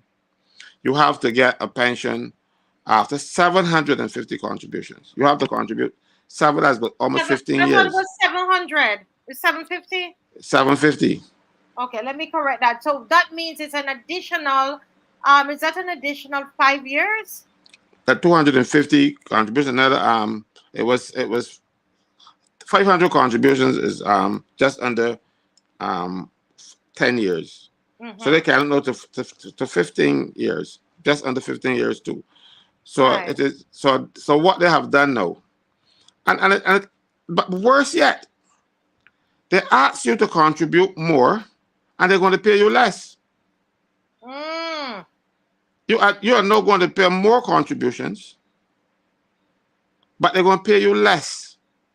And right now the people who are now waking up, including the media, this should be big news then, because it was big news back then, but people seem not to understand or didn't want to understand because their party was doing it. But now the shoe is on the other foot and it's pinching. Because at that time, government put 2 pieces of legislation in place and they debated together what they Yeah. call a cognate debate. It was one to change the pension arrangements for public officers, and then the national insurance contributions and various changes to the national insurance. What they are now doing, they're asking public officers to contribute a percentage of their salary toward their pension. Mind you, that contribution was always factored in by paying civil servants less than they should have gotten. A lot of people forget that. And they're going to explain it to people very easily. Yes. If you were a public officer in a particular job, just say some sort of manager, I think which manager it is, and you were not a public officer, so to speak, you were on contract, you would get a 20% gratuity on your pension, on your salary every year. Every year you will get an additional 20% that you will have in your pocket. And that is 20% in lieu of pension. Because you did not qualify for a pension, that 20% that they would have saved for you, right, they give it to you because you, like, for instance, a lot more, all the doctors in Barbados who work in public service, I talk about the appointed doctors, they take their 20% gratuity because they don't want to wait for the government pension, because they can got the all private practice, got all pensions, all kind of stuff. They take their gratuity at 20%, and they are not entitled to a pension. So when the doctor worked in the hospital or wherever he's working for 50 years, he will get 20% every year. But at the end of that period, he will not get a pension from the government because he got it up front. Now, the people who are entitled to the pension, they saved that 20%, at least theoretically, because they never saved it. They should have put it on, but they never did. So now you're asking me to take less than I'm entitled to get or should be getting by 20%. And now you're asking me to pay more. But what they have done with that is to make you pay, but they reduce the amount of money that you will get. And you're going to take longer to get the maximum pension, because a public officer, under the arrangements that finished on the 31st of December last year, people who were in up to that point will remain under the old arrangements, but the new people coming in will come under these new arrangements, and it is scandalous. They're going to keep that 20% away from them. Then they're going to make them pay more money. And in the end, they're going to make you work longer because you're not going to be working till 68. Right, right. And you're going to get less pension than you would have gotten. So let's say I got a job in the public service in December last year, and you get one in January this year. My pension will be significantly more than yours. I will get a bigger gratuity. Right. And I will get my pension at 33 and a third years, at the maximum pension for my salary, 33 and a third years, when I will now have to wait 40 years. So I'm going to wait 40 years to get less money. And I keep telling people all the time that this is unconscionable. Those 30 people in the House of Assembly did an unconscionable act, because they have just taken your pension age to 68. Yes. But theirs is 50. They will get a pension 18 years before the civil servant who joins the service in January this year, January and beyond. 18 years. And they see nothing wrong with that. When we spoke about it on the Marcia Week show, the Prime Minister agreed that it needs changing. But she has rushed the parliament with so many things and pushed them through in one day.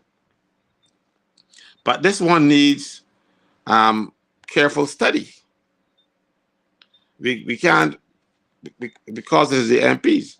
The MPs, it is just scandal that MPs who should be professional people and be able to maintain themselves, because prior to the type of MPs that we're getting now, they were mostly professional people who didn't need a salary from government and who didn't need a pension. In 1969, however, they put a pension arrangement for MPs. And in 1969, the retirement age for public service was 55. You could go home at 55. So Barrow, the Right Excellent Errol Walton Barrow, put the pension age for MPs at 55 too, to coincide with what the civil servants are getting. But over time, the MPs have decided that civil servants are not in their category and not in their class.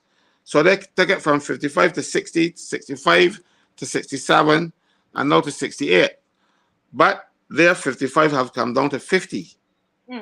And the Prime Minister thinks that that is wrong.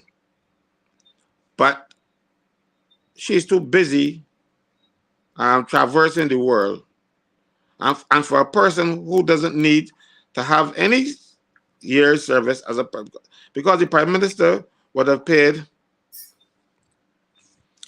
5% of her salary when civil servants were supposed to be paying 5%, 20% less.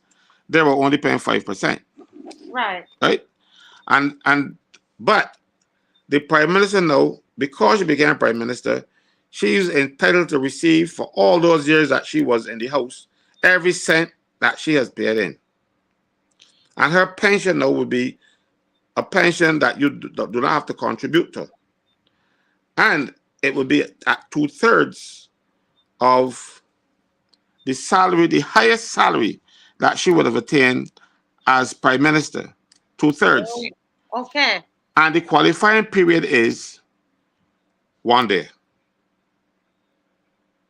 So if perchance, Marcia, that you become a Prime Minister next week, you start for life. Because you could decide, you know something, coming off and got my house, you can say, you say, no something, like, I ain't bothered with this foolishness, you know. And you could turn on the car and go back and tell the president, I ain't bothered with this, and you got a pension for life. You do not even have to serve the entire day. Once having been appointed substantively to the post of Prime Minister, you are entitled to a pension for life at whatever age. And we have a similar thing in Jamaica. That is why Holness, when he was Prime Minister first, he was 35. Remember, then he lost the government. And Holness started getting his pension at 35. So this is a greedy politician thing that happens throughout the region. Similar thing is in Grenada and Trinidad, that's to my knowledge. You know, but we sit down and think that the politicians are better than us and mightier than us, and we will say to them, when they come up canvas and they say, well, but you know, you only had one term, so we're going to help you get the pension. But while you help you get your pension, he's taking away yours. Patrons are too soft on these politicians. Too soft. And you remember soft. when we were there marching, Mr. Franklin, I mean, that was actually the first march in the series. I mean, we were doing the marches with the children and the IDB and so on. We had quite a number of marches and rally, but the first of these type of marches with dealing with other issues was about pensions. And people were, you know, scoffing at us, they were laughing at us and so on. And when I saw the newspaper today, I said, no, you see, people are sending it to me now, but that is what we were marching about. Mr. Franklin was on here using his time to teach all of us about this thing. And this is what has happened. Now the newspaper caught on it and they put it at the front of the paper. What we were trying to tell you. You see, and they caught on 9 months later. 9 months later. This is I don't, I mean, at this point, I mean, all we can do at this point is ask for what the prime minister promised that they're going to. She said that they're going to look at the pensions for the MPs. When has that come back to us? Has she come back to us about that? Does she intend to? I doubt very much. And that's unfair. That is unfair. That you are going to lower your age. You lower your age, but you increase ours. And we're okay with that. No, but apparently so, because politicians in Barbados can do no wrong for their supporters, but except the other part, the Dems, where they fight among each other too much. But politicians, when you have these committed yard fouls, I get people cursing me and tell me why you don't leave this body and leave this body. I said, tell me something. If I am saying anything that is incorrect, point it out to me, and I will come on the show and I will say that I am sorry, I made a mistake. Don't curse me, because I'm not even going to curse you. Even though they call me things, I don't have the time for that. Yeah. Too big. Too big. There are too many things, and I want us to understand this. When we come on here, nobody pays us to come on. You understand? The laptop I'm using, somebody, Mr. Franklin, it's an opposition, a Barbadian that gave me this laptop. My other laptop broke down, and they said, "Listen, you have to keep coming on. Here's a laptop. Mr. Franklin got a mic. It's from Tell them about this. Tell them about this, Marcia. Yeah, he has a microphone, 2 headphones. I think he got 2 headphones. Yes. 2 headphones, a microphone, because they said, we want to hear you, Mr. Franklin. And so what are we saying here? That when we come on here, Kimar does all of that research, Miss Corbin tonight. You think that she just got up and pulled that out of her hat? She sat down and researched and put it together. We come because we want to educate Barbadians. We want to see a change in our country. We love our country. We love our people. And we genuinely want to see change. When I saw the newspaper today, I said, well, that's what we were trying to tell you. That's what it's all about, But I love my Barbadian people, and I'm not going to give up on you. We're going to Marcia, look, 2 headphones and ear and the things to put in your ear too. The people wanted to hear me. Yes. And I'm grateful for it. This technical microphone, somebody had to come and install it. I don't know what to do. And came to my house and installed it too. You know what I mean? So this is it. All the marches and so on, the people themselves. So I wanted to just let them know, Mr. Franklin, that there's no ads on here. There are no ads on here, people. Nobody controls us. Do you understand? We're doing this for the people of Barbados. That's what this is all about. Mr. Franklin, I wanted to raise this other issue before we this issue with the schools.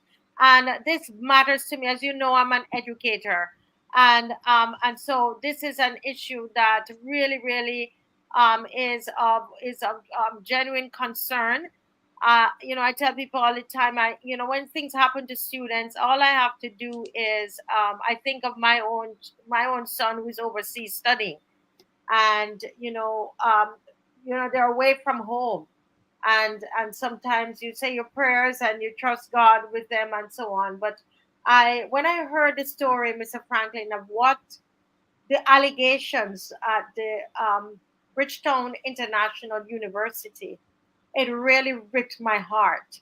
And as I said earlier on the show, and I'm going to ask the technical person if they could bring up the PowerPoint. I want to just try to make it as condensed as possible, and to go through this with everybody tonight, because I want us to remember Krishna. I want us to keep remembering this young man. And he was a student here in Barbados who was sold. He was sold this dream of this education in this country. And when you read the website, my fellow Barbadians, of this recruiting agency that recruited a student like Krishna to come to Barbados, they were selling the students in India our education system. When you read it, they were saying that, oh, the education system is so strong, and the students who go to America, how they are well received, and how they are received in the schools in America. And we know that that's true. We know they love the Caribbean students. We know, and especially Barbadians. They do very well in the US system. We know that. And a lot of these universities, these Indian universities, they are using that to sell their program to these students in India. And you're going to see tonight, these are programs that have not yet been accredited. The curriculum not accredited, but they're allowed to do this. And I have some questions for our government. Why are we doing this? Right? So the question tonight, do recruiters lure Indian students to study in Barbados and other countries based on false claims and promises? We want to look at Barbados. I would love to have the time to look at Canada tonight. Okay, I would love to have the time to look at Canada and the USA, but at least let me try and work on Barbados. And just believe me when I tell you that this is happening in Canada, this is happening in the US. It's become a business. It's like and a lot of these places, they turn out to be shells. They're not real schools. Okay, as I'm going to talk to you now about the Washington University of Barbados, which was established in Barbados in 2016.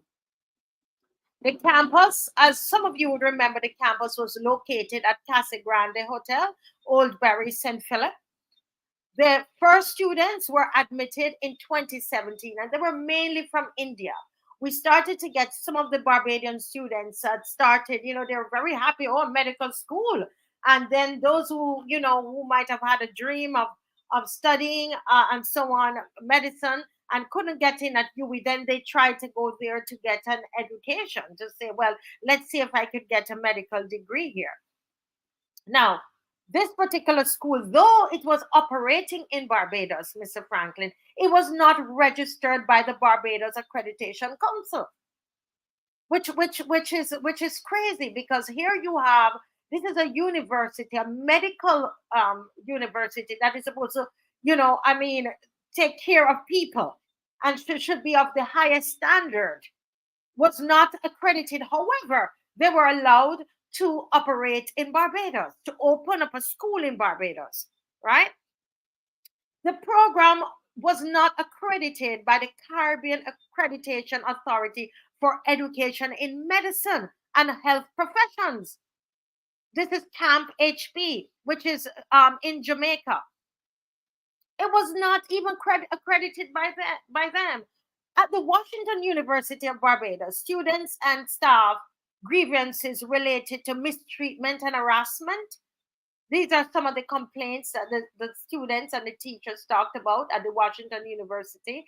That the false promises, like I told you, where they thought that they were coming to a place where, that this was based on the strong education system of Barbados.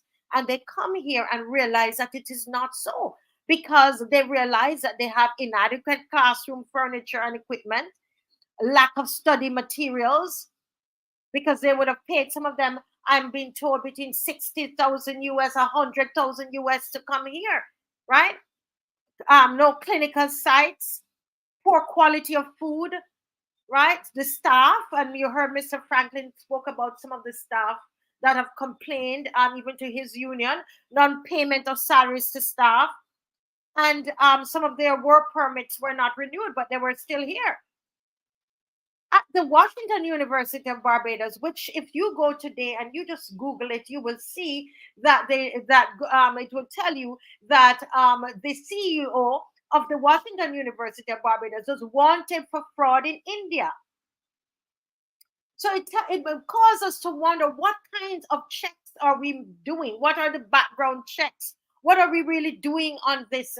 And, I'm sorry Rose isn't on this program, because we're talking here about education. What is it? What is it that we want? What is Barbados really doing? Because we're messing up our standards, really.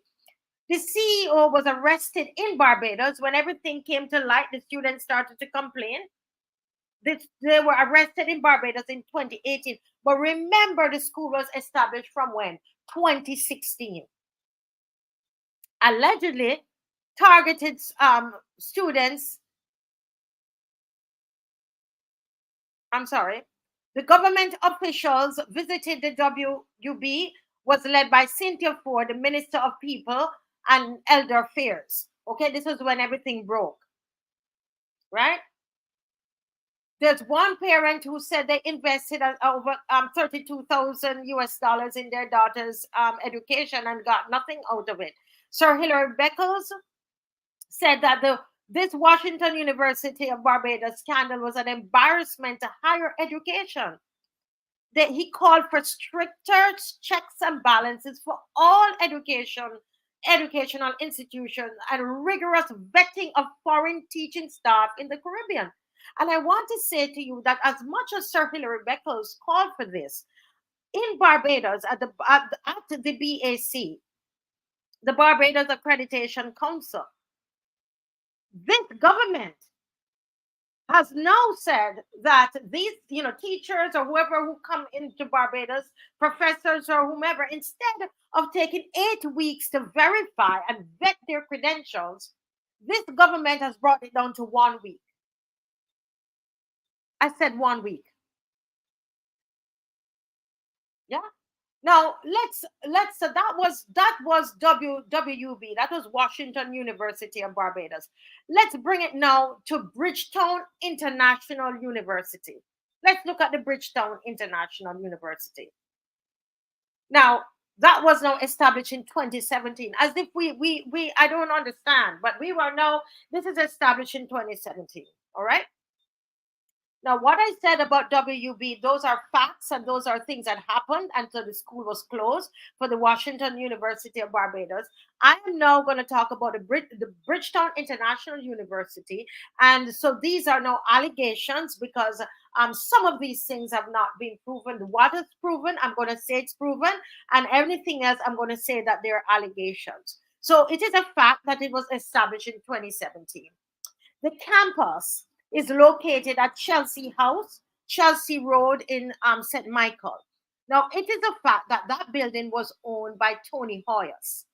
That's a fact, okay? The hostel where they stay is located at Long Bay, St. Philip, which is very close to me. I would see the students walk all the time past where my house. Sometimes they stop and they ask, I was telling you the other night, they ask the flowers and they ask the different things and you see them. We say good morning to them when we go walking, we would see them. So they are located close here. The students, these particular students are from India. I really wish I have time to show you what's happening in Canada so you get a bigger picture of what's happening to Indian students and how they're being abused and misused.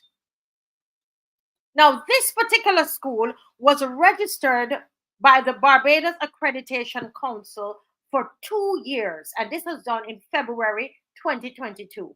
Okay? Facts again. All these things are facts. All right? However, this same school that was accredited by the Barbados Accreditation Council was not accredited by the Caribbean Accreditation Authority for Education in Medicine and Other Health Professions, Camp HP. Listen carefully, Barbadians. The BAC registered this school, but it was not accredited by Camp HP. That sounds to me like things are working back ways, because what if Camp HP decide that they are not going to accredit this university? What happened to those students who paid their monies to come here, and after 2 years they're told that it's not accredited? But on the website they're saying that the school is registered by the Barbados Accreditation Council. So these are things I would love for the Barbados Accreditation Council to take a look at that. Did you work back ways here? Something is not making sense. How are you going to register a school? Did you look at the curriculum? Interesting, because if they're not accredited by Camp HP, and I know it's a fact, that is a fact, because I checked that before I came on this program. I checked that a couple of days ago. They're not. At this present moment, there's no indication that they are that indication of certification by the Educational Commission for Foreign Medical Graduates at the ECFMG.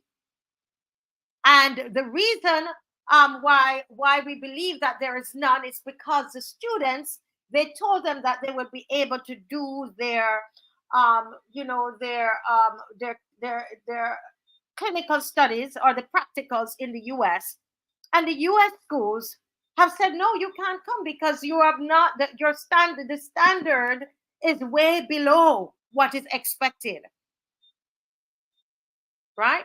So we know that there is a school there in Georgia who's asked Bridgetown International University to remove their name from their website because the students are below par. They're substandard is what our understanding is. There is no indication on the website where clinical rotations are held, because I know they're out in the wilderness now trying to figure it out. Students and staff grievances. Let's hear some of them. Being mistreated and threatened, given false promises, as we talked about, the false advertising that is there. And these are allegations that are coming from students, okay? These are the allegations that we've received from students. Inadequate supply of books. Sound familiar? Sounds like Washington University, doesn't it?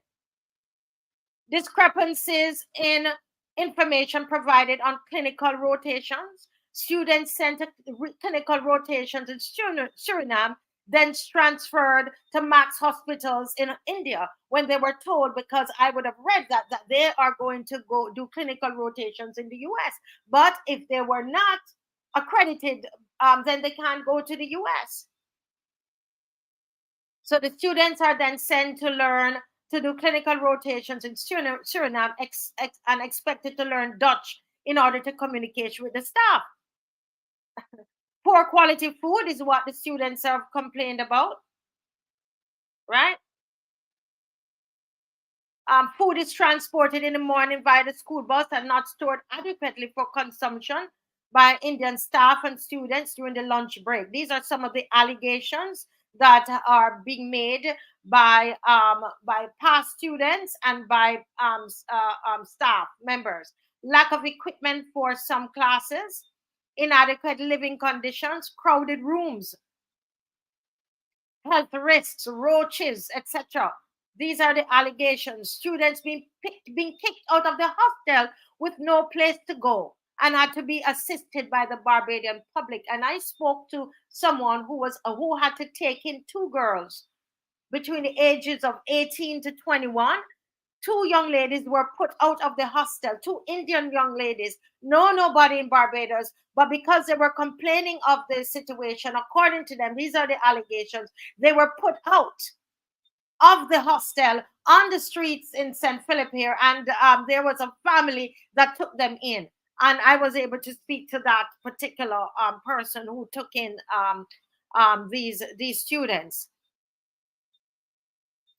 There's allegation. There's a male administrative staff that's preying on the female students.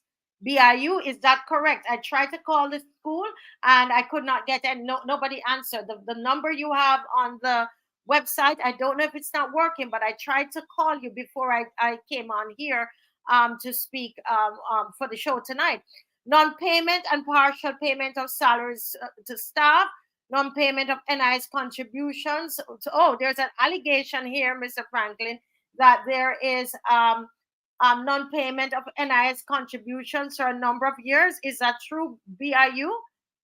That's the allegation, and these are some of the things I wanted to speak to you about, but I couldn't get anybody to speak with, right? And the list goes on, goes on, goes on, goes on. And what I want to talk about is the possible impact that all of this could have had on the Indian students. What do you think? Think about this setting. You paid all this money. Your parents, they sold gold. They mortgaged their homes. They did all kinds of things. They sold their homes to try to give their children this education. Send them to Barbados. They got all the, they're coming to Barbados. Barbados is a place that is very strong on education. They believe the education system is strong, and they come here and their hopes and its false promises. This is what the students are alleging. And could it be that that could have caused the suicide of this young man on April the 16th, 2023? When the counselors were brought in to talk with the students, these are some of the things that they said. They talk about the increased levels of academic failure. That's just some of the things that were happening to them, because a lot, I am being told that the allegation is that a lot of the students that are recruited, they are not at the academic level to be pursuing a medical career, that some of them are not. And so they're below par, and so a lot of them, the academic failure is real. I spoke to a doctor tonight who said that a lot of them can't even get into the internship program in Barbados because they are below par. They can't measure up, because a lot of them, they did not start at the right place. Some person told me that they're below CXC level. So these are the allegations, BIU. And this is not the first time you're hearing these allegations. This came out on the Barbados Underground a year ago. And I think it's time that these are addressed. Depression and low student morale. This is what the students talked about. Mental health disorders, disruption of medical school career, and they had relationship issues. Right? Now, I just want to quickly run through. I have just a couple more slides. I think only probably 4 more slides. Let's look at the Bridgetown International University and local government or their associates. Let's look at the link between the BIU and the government. Or is there a link? Is there a link apart from getting the accreditation from BAC, which, by the way, expired? BIU, it expired February of this year. Okay, it's expired. Your accreditation at BAC was expired. I don't know. Did you get an extension? Have you filed for an extension? And if you're filing for an extension, doesn't the rule at the BAC says that you can't file for an extension unless you have at least a provisional accreditation from Camp HB in Jamaica? Do you have that? Those are questions there. Listen, remember I told you earlier that the campus is located in a building owned by Tony Hoyas. The allegations of what the staff members that have left there have said that they've seen persons associated with the government, that they visit there regularly.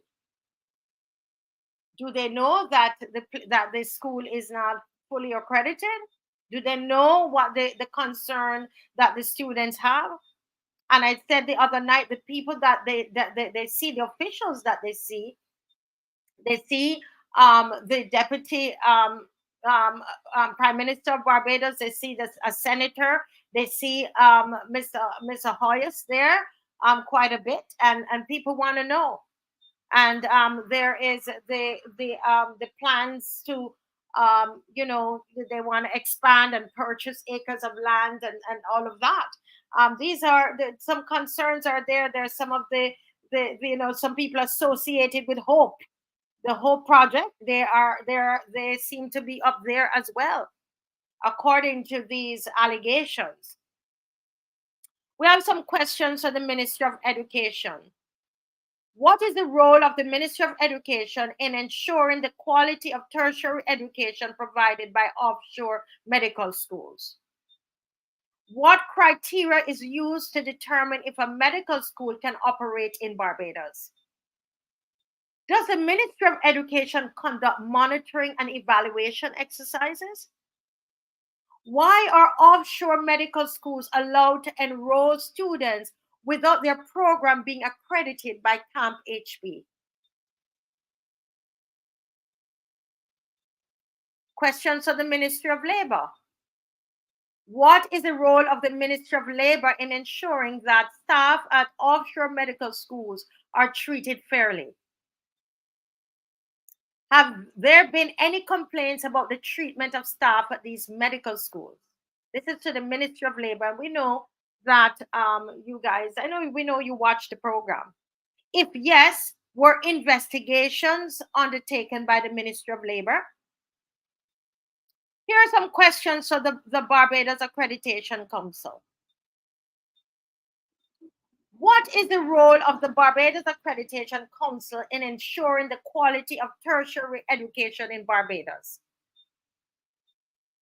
Why was the BIU registered by the BAC even though their programs were not accredited by Camp HB in Jamaica? Is the BAC responsible for monitoring offshore medical schools? Do you do site visits, and how often? Has there been any indication that the staff turnover rate is high? If the BIU's registration expired in February 2024, why is the university still listed as registered on the BAC's website? These are some of the questions that we want to ask all of the government officials. And we know you listen, and this is an issue that it has to do with education, and it matters to me a lot. And I thank you all. I know it's not Barbadian students, it's Indian students, but I think it is something that we need to look into, because it would put a scourge on the education system in Barbados, because people are being sold that as a promise, and they come in thinking that that is what they are going to receive. Mr. Franklin, I don't know if you have any thoughts on what was presented. You're muted, sir. Yeah, as I told you before, I've had limited interaction with teachers and maybe one or two students, but mostly teachers, because the teachers are poorly paid. Mind you, some of them can't get a job in Barbados because of their qualifications, and they can't teach but mind you, they're teaching at a level that their educational attainment should not allow them to teach at. Mm-hmm. But they are there, and you pay the $2,500. You know, there's no teacher in Barbados that earns $2,500. I don't working with government schools, but they're settled for that because they can't find jobs elsewhere. And so it is exploitation at its worst, or at its best, depending on how you look at it. These are just things to make money. These institutions are just there to make money, and they're basically, can we call them fraud schools, because of fraud schools, I think they teach you how to combat fraud, but these people are fraudulent enterprise, and because they have latched on to politicians in the Caribbean and in Barbados in particular that I can speak of, you know, they get by. We had former ministers of education who are associated with some of these universities. We have current people in government who are uncomfortably close. I don't know if they're shareholders. I don't know if they get $7,500 or anything like that from anybody. All I can tell you is my information is that they're there too often, and I can't get them to visit their constituency. So something seems to be wrong. Barbados has a reputation that we cannot afford to squander. And I remember telling you, I'm going to go back down to nurses. Our nurses are very well trained. Mhm. And when people in Canada, United States, and England hear that you're a Barbados trained nurse, they jump at the opportunity to get you. If this nonsense get out, they're not going to differentiate between nurses at the Barbados Community College and nurses at these doctors at these other schools. It's a health, and they're going to destroy Barbados's reputation. I don't know if that's what they want, because the government wants to find a way to keep local nurses here, and I can assure you, because I have assisted a couple of nurses, and the first one that called me back and said, "Thank you so much." They did the what they call NCLEX. This is the exam in New York. They state exam. As long as you pass that, and the thing, it was easy for the Barbadians to pass, and their first salary offer was $98,000 per annum. Our nurses will suffer. Our health professionals will suffer because they hear you come from Barbados. The last thing I want to talk about is what devastation these people wreak on the people overseas, these parents. Some of these parents, to my understanding, are very poor. Some of them farmers, very poor farmers, eking out a living. But you know, a lot of these people, despite their poverty, they have a little nest egg with gold in it. And the family sell their gold. They borrow on the understanding that the child will become a doctor and then come back and pay off all those debts. That is probably why the youngster could not go back and face his family. Yes. And if you, I don't know this family, but I can tell you that he was pride and joy. And that is why they wanted to send him. Look at his name. Mm. His name, he has the name of 3 or 4 Hindu deities. You know, the family was proud from birth of this child. They give him, they name him after the gods, because he was to bring them out of poverty, because they ain't got no national insurance scheme there. You're supposed to take care of your whole family. So now he's supposed to take care of his whole family, but he's gone. So you see the suffering that Barbados has allowed to be on the other side of the world. Nobody in Barbados is going to wonder or give 2 hoots that these people out there suffering because of something that happened in Barbados, We have to clean up Barbados and stop making it attractive to villains. They bring them in here, they give them work permits and all kinds of things. They even give citizenship to a drug runner, but I will talk about that in another program. Yeah.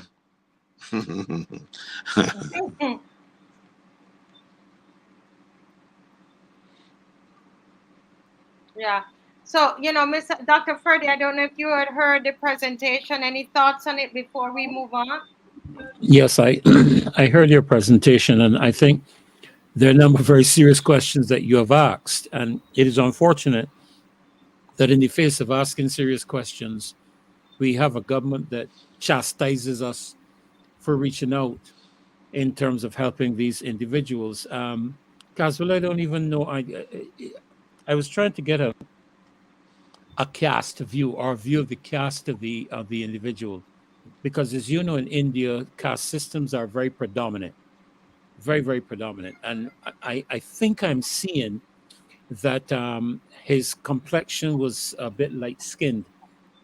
If I'm viewing the imagery, Marcia, that you had put up of this student, which means that he would have come from a family that would probably have been able to be honest with you, to afford to send him with great expectations and great hopes. What concerns me is that coming into Barbados as a foreign student, knowing nobody here, and meeting the conditions, I am aghast, to be honest with you, Marcia, to hear the allegations that are being leveled in your presentation. Were you speaking of Barbados perchance? Repeat, please. Were you speaking of Barbados when you Yeah, leveled those allegations of these are food? the You know, allegations of Mhm. I the mean, schools here. Yeah, in 2024, that is embarrassing. I mean, to think, because this must be getting out on a international level. And to be honest with you, Marcia, I'm embarrassed as a Barbadian to think that we have any educational aspect in the country that promotes that type of operation. I'm embarrassed, yeah, absolutely embarrassed. yeah. Let me bring Kimar in here. It's 9:24, and we don't want to let him start at 10 o'clock like last time. Kimar, good night, sir. Good to see you. Is Night, is good that night. is that Kemar Colombo Stewart? Sure. Charlotte. I call Caswell Colombo, and Oh Kimar well, Charlotte. it's the other, yeah, Sherlock. That's what I mean. Kemar Sherlock Holmes Stewart. So, Mr. Holmes, what are your thoughts about anything new you want to add to these universities before you jump into what's on your mind? Uh, well, firstly, good evening to you, Marcia. Good evening to Good evening. Caswell, to you, Pastor Ferdinand, and good evening to all the loyal members of the opposition who are listening tonight, Friday. Hope you're having a good night so far. I certainly am. Glad to be here as always. The well, I don't have much to add on the universities. I think you explained quite a lot. Yeah. The reason I also don't have anything to add is because I can't find the information.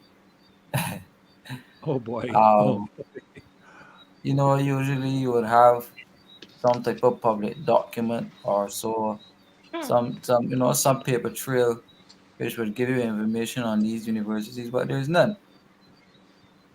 Right? So there's a story to be told, Yeah. even when you don't have it, even even when you don't have anything, because these type of universities were touted as the savior for Barbados's economy, right? And we had Ross University, and then we had the emergence of all of these different medical universities.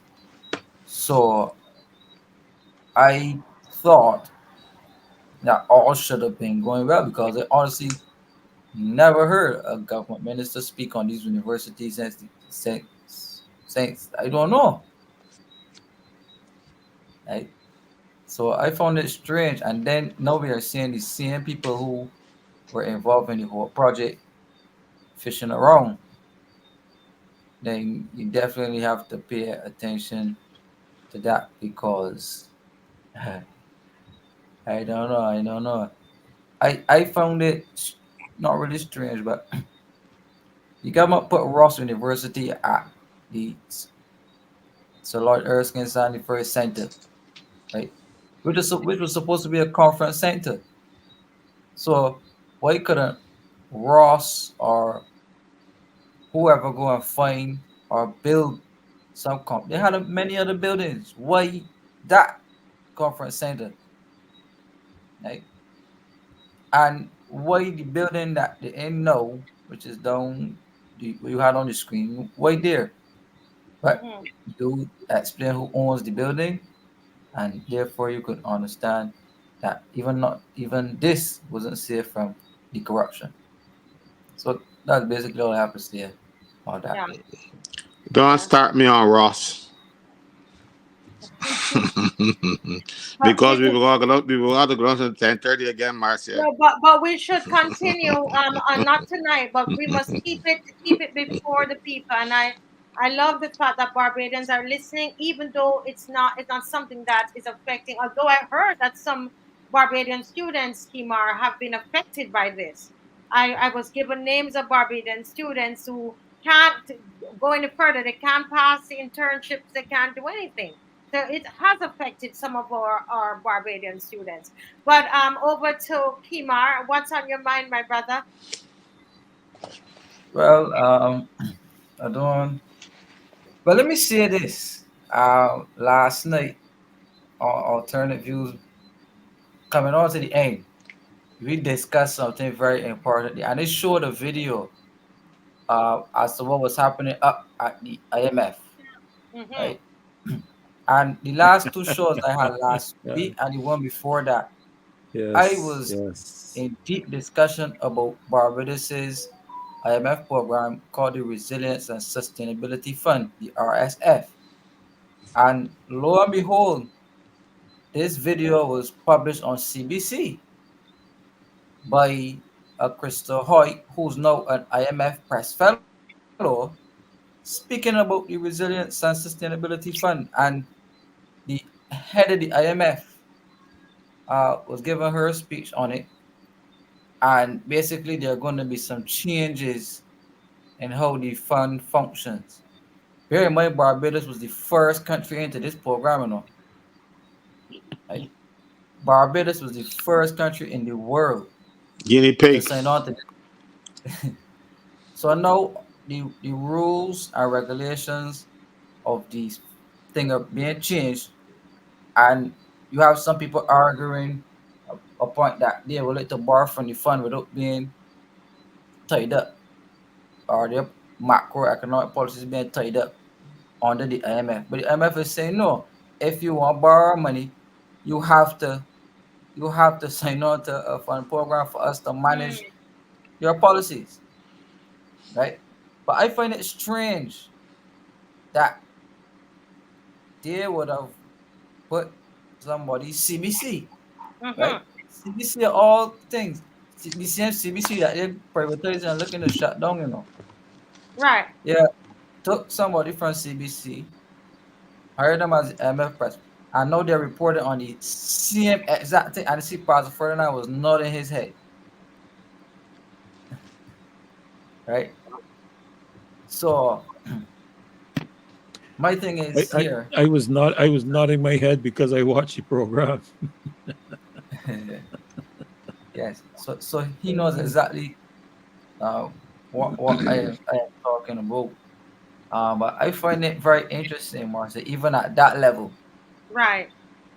even at that level, uh, the impact of what we're doing on these shows are being felt, right? But I want Barbadians to wake up and to realize, right? And look who appeared in the newspaper today, Avinash Prasad. Oh yeah. I thought he'd Kimar said he resign. appeared. Go ahead, Kimar. Sorry, I laughed out in your presentation. But that's fine, no, that's fine. But he just like poof, there goes the Prasad. Oh, Lord Jesus, I But tell you. remember, Comedy of errors. I posted a video on social media speaking about the airport lease on a TikTok, and I put that one in the chat. Remember? Mm-hmm. Yes. Yes. And out goes Prasad speaking now about the airport lease, and it's not finalized yet, and they're trying to work out the legal details and And we were whatever, told it whatever, was whatever. not, and we were told it was not happening. Right? So that is something we need to pay attention to, along with a lot of the other restructurings that are coming down the chute. So the education reform still has to happen. The privatization of the Barbados Water Authority still has to happen. Some more changes as it relates to the BRA and how BRA operates. BRA is going to go through a fresh set of restructuring again. So they're providing some work for Caswell. They don't want me, but So they so can get a strike very shortly. yeah.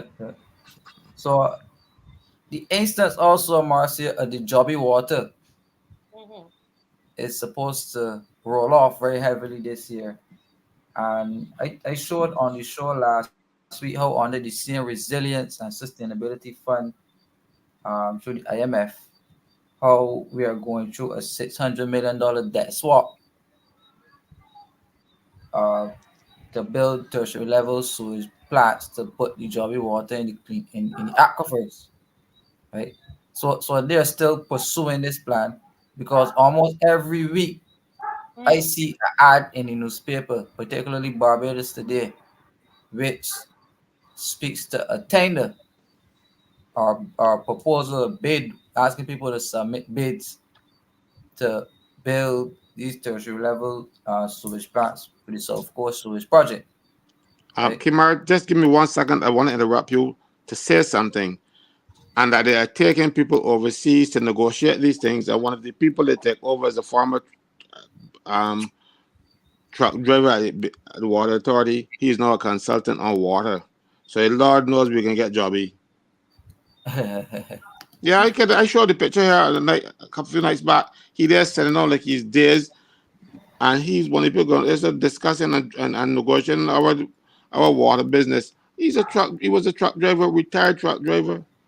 Now he's the consultant going overseas with a delegation to deal with water. Lord help us. Well, thank you, baby. But Hmm. there was a committee, a 20-man water committee, right? I had all the names at one point, but I don't have them to my fingers. But on this 20-man water committee, Clay Masker was on it. Um, the guy who gets all the contracts in Barbados, he was on it. A couple of other rich big business players. Tony Moore was on this committee, this 20-man water committee that was set up to tackle the water wars, right? And this same man was on the committee too, you know. This truck driver man you're speaking about, right? So the IMF and Barbados and this new fund, the rules for borrowing are going to change as it relates to Barbados. So I showed more than once how the government was saying how they did and they met certain targets. The IMF reporting that the government met the targets, but then when you checked it out, the government was lying, not being truthful, right? So they are taking a more serious focus on us, the IMF and the countries that will be participating on the Day Resilience and Sustainability Fund, and having more vigilance um, in Barbados.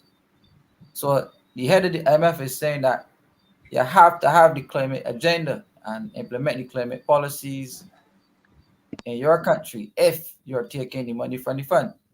So you can't get away from implementing this new climate agenda that they have.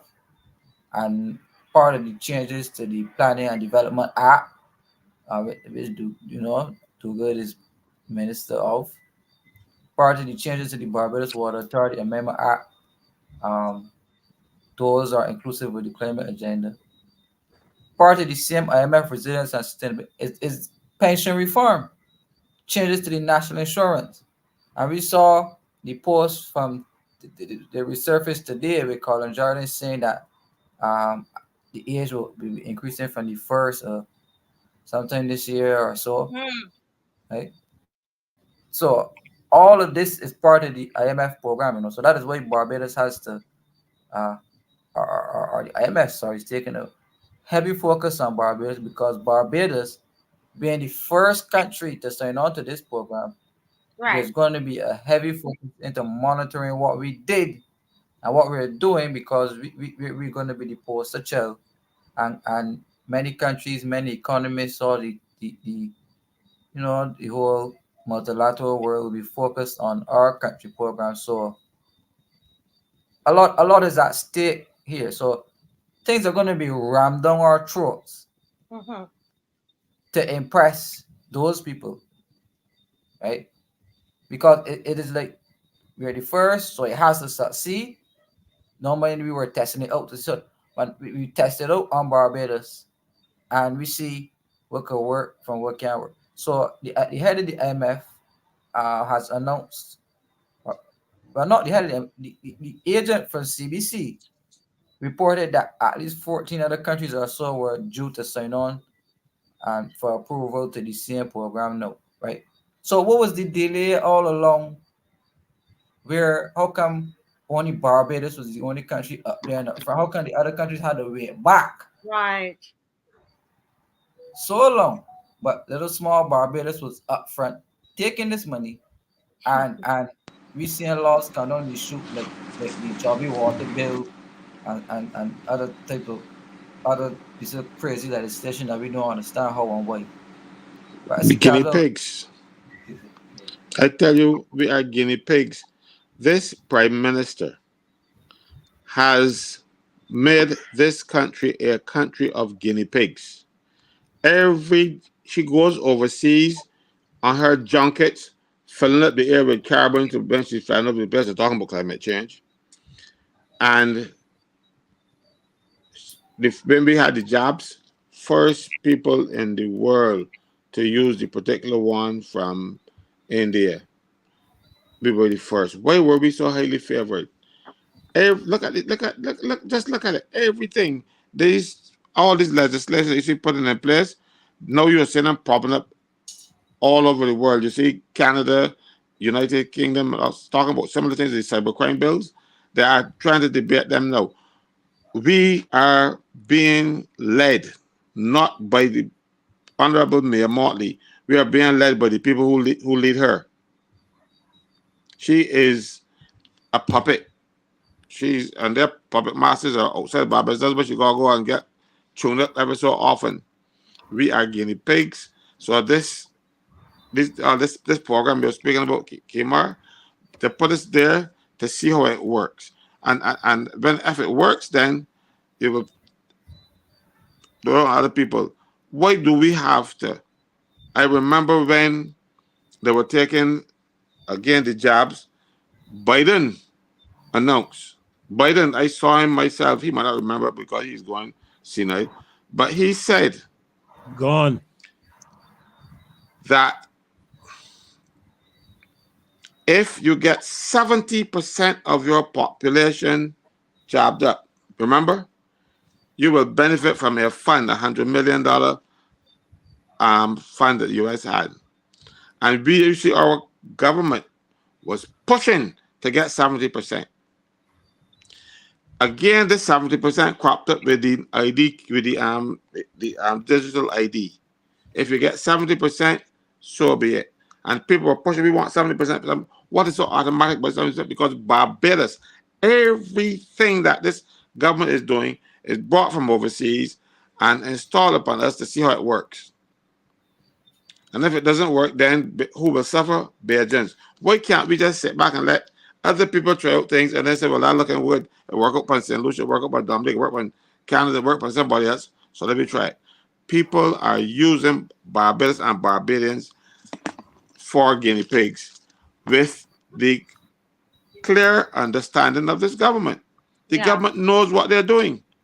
This isn't a mistake or they're now finding out. They know that we are being guinea pigged, if that's a word. Kimar, I mean that is such an interesting revelation, Kimar. Quite interesting. And as you said it, I remember this scenario that Mr. Franklin is now mentioning. But continue, please. Yes, so last show, and not to go backwards, but last show we were speaking about the oil deals, right? Um, and and I keep saying to you all that the connection that Barbados has with Africa, right, is all to do with the IMF, right? It's all to do with the fact that there are so many African countries right now on the IMF program, right? And the position that our prime minister has on the international boards in the multilateral world allows her not the power, but it is within her realm to oversee the countries that are on the IMF programs, right? So her connection with these leaders, right, And let's use what we discussed last time with Macky Sall. Right? Mm-hmm. The fact that Macky Sall was here, it has become evident that the connection we have with Macky Sall is about oil, right? So Hence he, you why, don't think what he came here to sign it was really it has anything to do? You think it was something else going on? When you remember he but came and signed this agreement and he was going to be out of office. what Yeah. what what agreement? What details were given to the public about the agreements that Macky Sall signed with Barbados? Mm. None, Don't ask me. Ask, right? ask Kerry Simmons. But he was there as Minister Energy, right? He was there as Minister Energy. So I showed you previously when he said that 22 oil blocks in Barbados are for sale, right? And the guy said in the video, Glenn Lau, that the same Macky Sall would have sold out to the biggest oil blocks in Senegal to the Australian, right? And the fact that we have an Australian company, right, having the drilling rights to drill oil off Barbados, questions need to be asked, right? Let's just make clear a point that I made last time. Last time I said it was the same company. It's not exactly the same company because BP is British Petroleum and BHP is something different. This one is Australian, but I confused the two last time. So let me just clear that up this time, right? But this picture that you can see here, Marcia, alerts me to the fact, right? And Kerry Simmons being here as the Minister of Energy, he has no. Well, let me no. He's the Minister of Foreign Affairs. Sorry, let me correct that. Let me correct that. Right? He's the Minister of Foreign Affairs, but he was previously Minister of Energy. Right? But the video which painted the connection with Marquis Saul, the Australian, Yes. and then the fact that an Australian company, right, has the drilling rights of Carla Bay and what it's called the Bimsha Block or whatever, it then caused me to think, Mark. So these countries, because I'm making an overarching point, these Yeah. countries in Mm-hmm. Africa, right? When you look at the resources, we know how the corruption and the selling out to the Yeah. African countries are going, Yeah. right? So what Barbados is doing in terms of restructuring its economy under the IMF program, selling the airport, allowing the African Exim Bank to to invest $100 million in the seaport, right? You're seeing these strategic changes because listen to, well, I won't say listen, but hear the conversation, right, about Barbados having to reduce its dependency or reduce the Lots of oil it. import bill. How are you going to reduce the oil import bill if renewable energy is not functioning? You gotta find a cheaper, you gotta find a cheaper source to buy oil. So that cheapest source will be Venezuela, but the states just put back sanctions on Venezuela, so we can't go there as easy as maybe the government would like to. Right? So if you can source oil and other resources from the African countries and get trade and financing, what should once I gotta sign off and sign back on in one Oh, second. Yes. all right. No problem. While Yeah. you do that, okay, Kimar is going to sign off and sign back in. I am getting some pictures here, and if the person who is sending me the pictures can let me know. I'm getting some pictures here, Mr. Franklin. Kimar is coming back on, but getting some pictures about Lester Bond School. And so I need to know, they need to know once they send it to me, I assume they want me, I can put it up.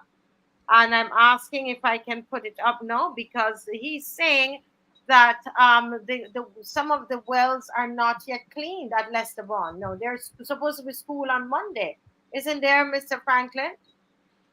Well, there's supposed to be school on Monday, and they rushed this Lester Vaughan thing and to give people the impression that all's well. It is not. Because as soon as the people go in and people start to use the bathrooms again, the gases can start to flow. And that is not any high science. You don't have to be like, for instance, you put a little bit of salt in the soft drink, the bubbles are going to come up for a little bit. If you put in a bit more, you can get the rest of these things coming up. So what happened? The salt ain't going in now then. So there's nothing to effervesce. When you start using the toilets, then you will get the gases coming again. It is as basic as that. Let's see, Case Mars back. Somebody's saying, "Yeah, bring the proof, please." All right, so we're going to bring the proof to you, Alvin, because Alvin wants us to bring the proof, and that's good. I'm not seeing Kimar. Okay, he's back here. We need to put this up. I have Rose in. So in Kimar, we will get a few minutes at the end to talk about Lester Vaughan before we close. So Kimar, will give us at least 5 minutes. It's 9:50 now. Give us 5 minutes because we need to show these pictures. Go ahead, Kimar.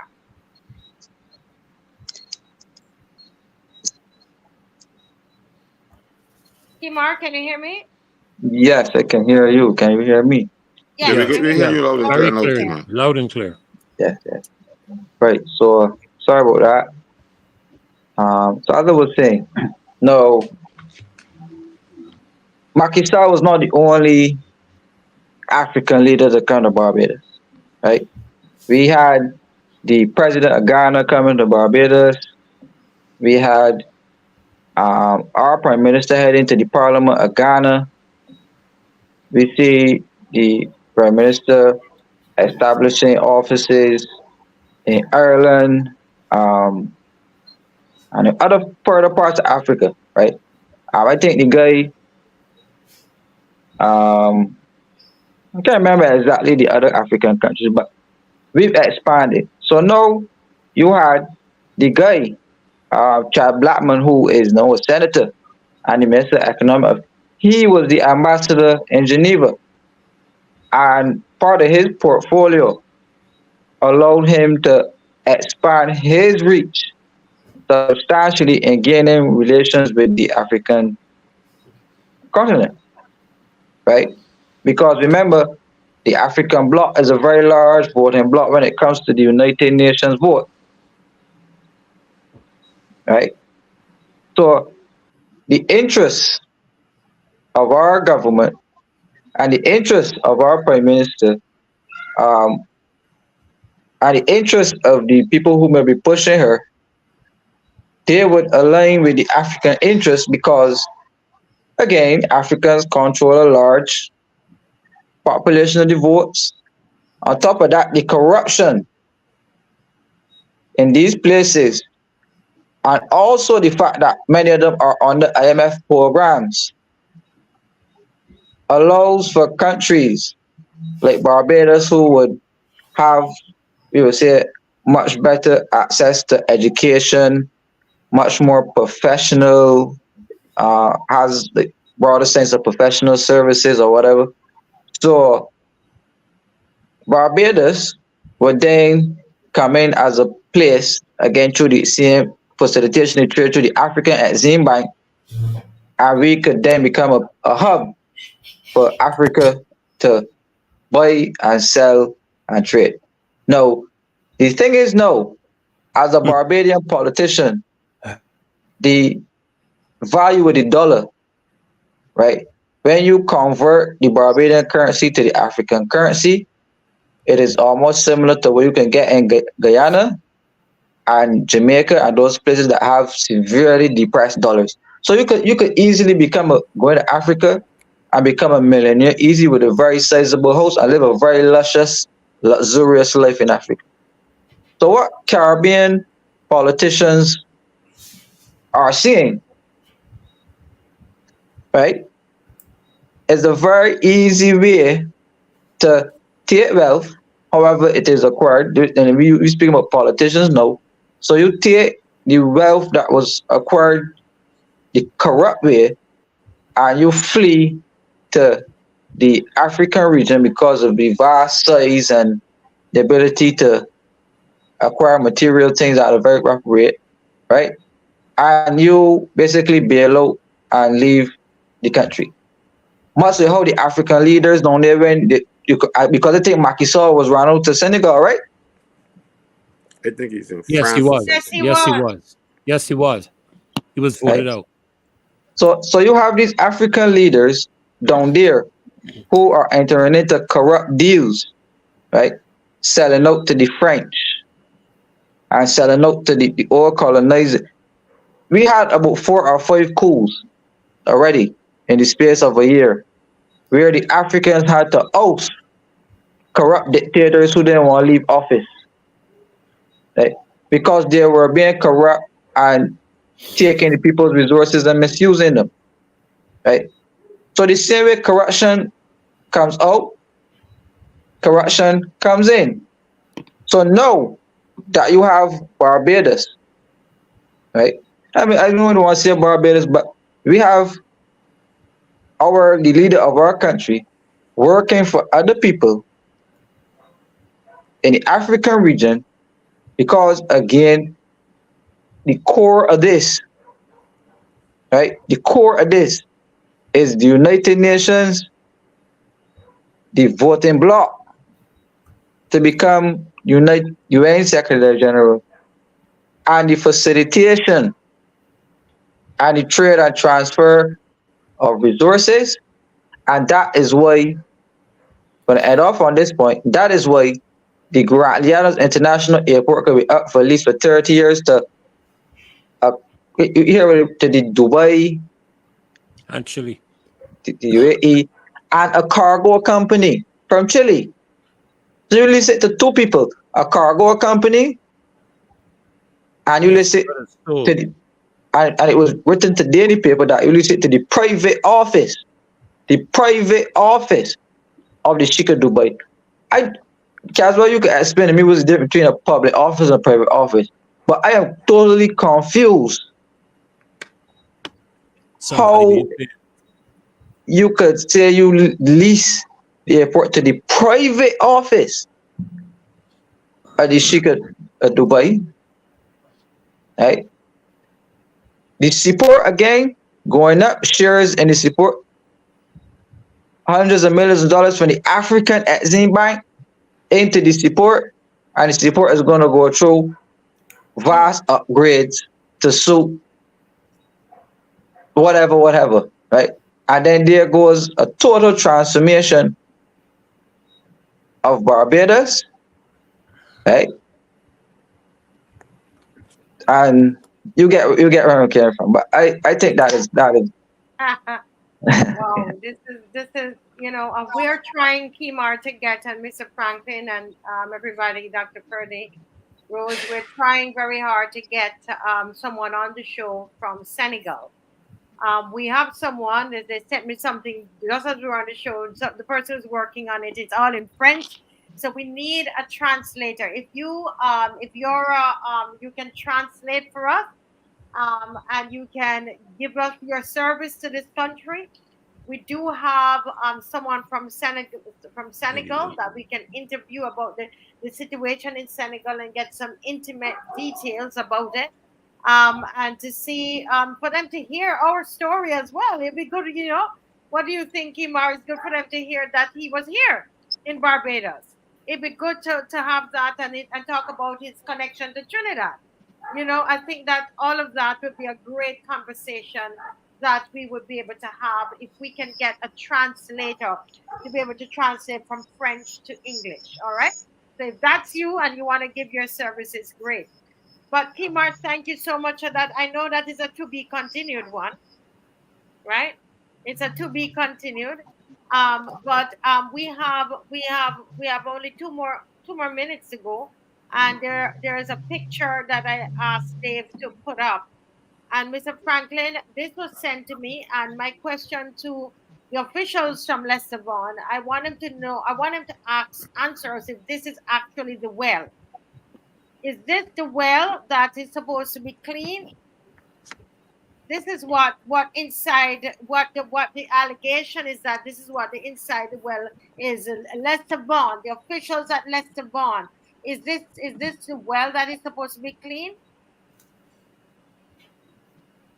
Just a question here. Is this the well? The children have to get into school on Monday, is it? Can we have the other picture as well? Just a question for the officials. Look at this one. Is this clean? Are we ready for school? Is this really? Is this Lesterbon? You answer. Is this Lesterbon? And is the school actually ready? Is it really ready? School is on Tuesday. School is on Tuesday. So just a question here. I'll go to thank you so much, Dave, because we would love some answers about that. Mr. Let me just hear from Miss Corbin as we close. I was trying to get you in on the medical university and so on, but I saw that your devices, everything was closed at that time. I was listening, but I just could not get back in. I see. Okay, no problem. I was here all the time. You were here. And I just want to say concerning education that, and another time I would explain more on that, but we've always been held up as a satellite in the Commonwealth, particularly amongst Commonwealth nations. I can talk from experience. I'll share that at a later date. And I'm shaking my head at what is happening to the systems here in Barbados, all sectors, all areas. We were models, not necessarily the Singaporean model, but we were models. And people studied Barbados. Wherever we went, people were pleased to engage with us. And I'm disappointed at what's happening in education. Terribly saddened, more than disappointed, saddened. And I'm asking again, what are we going to do about it, particularly with that upcoming common entrance? That's my concern today. Other matters will be raised, but let's do something. That school plan is that, look, the government just not seem, don't get me started. They seem to want to mash up education and the system. I don't know why. I don't know what is the agenda. I don't know if it is to frustrate Lesterbon until they can rationalize the need for those colleges that they get in funds for to build. I don't know why, but something is not sitting well. What are we going to do? They're mashing up everything that a hand touch. You touch it and like you don't, you're just mashing it up. What are we going to do, Marcia and fellow Barbadians who listening, in particularly with that 7th of May common entrance exam? Yes, ma'am. Thank you. Thank you so much, Rose. Thank you for bringing that up. Dr. Ferdinand, any final thoughts to leave with the people? Half a minute. Well, let me rush through a few things. Kimar's reference to the International Monetary Fund and the requirements for Barbados. I wonder if the World Health Organization's vote next month on taking over the sovereignty of countries in the next pandemic is going to be tied to the as the climate matters are tied to the funding that we receive. I also want to make the point that it is glaringly obvious that this government is acting in a clandestine manner. There's a lot going on that we have no idea about, and it wrecks with corruption. It wrecks with corruption. We have an airport that we were told was not for sale, but when you lease it to a private entity and another government, I think I understand leasing. And when it's leased, it means technically you have no ownership of it. It is in the hands of the individuals to whom you lease. It's like renting a home, leasing a property. It means that we are not benefiting from that. For the first number of years, and I can't remember, the funding is going to be going to these other countries. I've made comment before, but the biggest issue to my mind that the African countries have is its corrupt leadership. And this has been demonstrated now in several coups and in the recent political loss of the president of Senegal very, very recently. But I close with this, Marcia. Mm-hmm. My mother always used to tell me, you can tell a man by the company he keeps. And I will leave it at that. Yeah. Kimar, any final thoughts? Half a minute and we close. Yes, well, always a joy to be here. I just wanted to respond to Rose's question. She's asking why. Three letters. IMF. IMF. Yep. IMF. IMF. Correct. Because what we signed on to with this IMF program, especially this new Resilience and Sustainability Fund, and the agreed reforms to the government of Barbados, education is now under the knife. Right? Education in Barbados has now become a financial decision. Right? So let's look to Jamaica, Rose. Jamaica, you have to pay to go to school. You got shift systems in schools. Schools are now a business. And that is the route that they're intending to take Barbados so that the government does not have to offer us free education. And that is the fundamental reason. It's not has nothing to do with party, no, but the vision that Errol Barrow at the time and the others to implement free education, that is under attack under this IMF program, and it will be destroyed and brought to pieces because the IMF, along with some elites, believe that the government of Barbados and their taxpayers' money should never be sending school the entire population, in particular a population that is of a darker skin color, because us black people ain't supposed to be so intelligent, educated by the state, right up to the level of university, because that don't even happen in America and all these other big countries. But thank you very much. That is my final point. You know, I would love a session, Kimar, and this is my request. Education and IMF, right? I would love to be able, I would love to, and then compare Jamaica. I'm really all into that. You know, Rose, that would be a good session, Kimar. I'm commissioning that one. That is very important. Oh my goodness. Mr. Franklin, General. Oh Lord, why we can't end that time?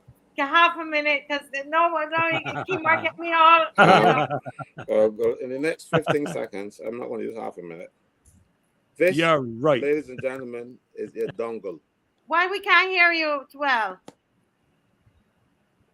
Go ahead. Hear me now? Yeah, okay, go ahead. Let's see. This, ladies and gentlemen, is a dongle. This is a little device. When I am not at home and I want to use my tablet or whatever, I can connect to the internet. As a matter of fact, when we did our first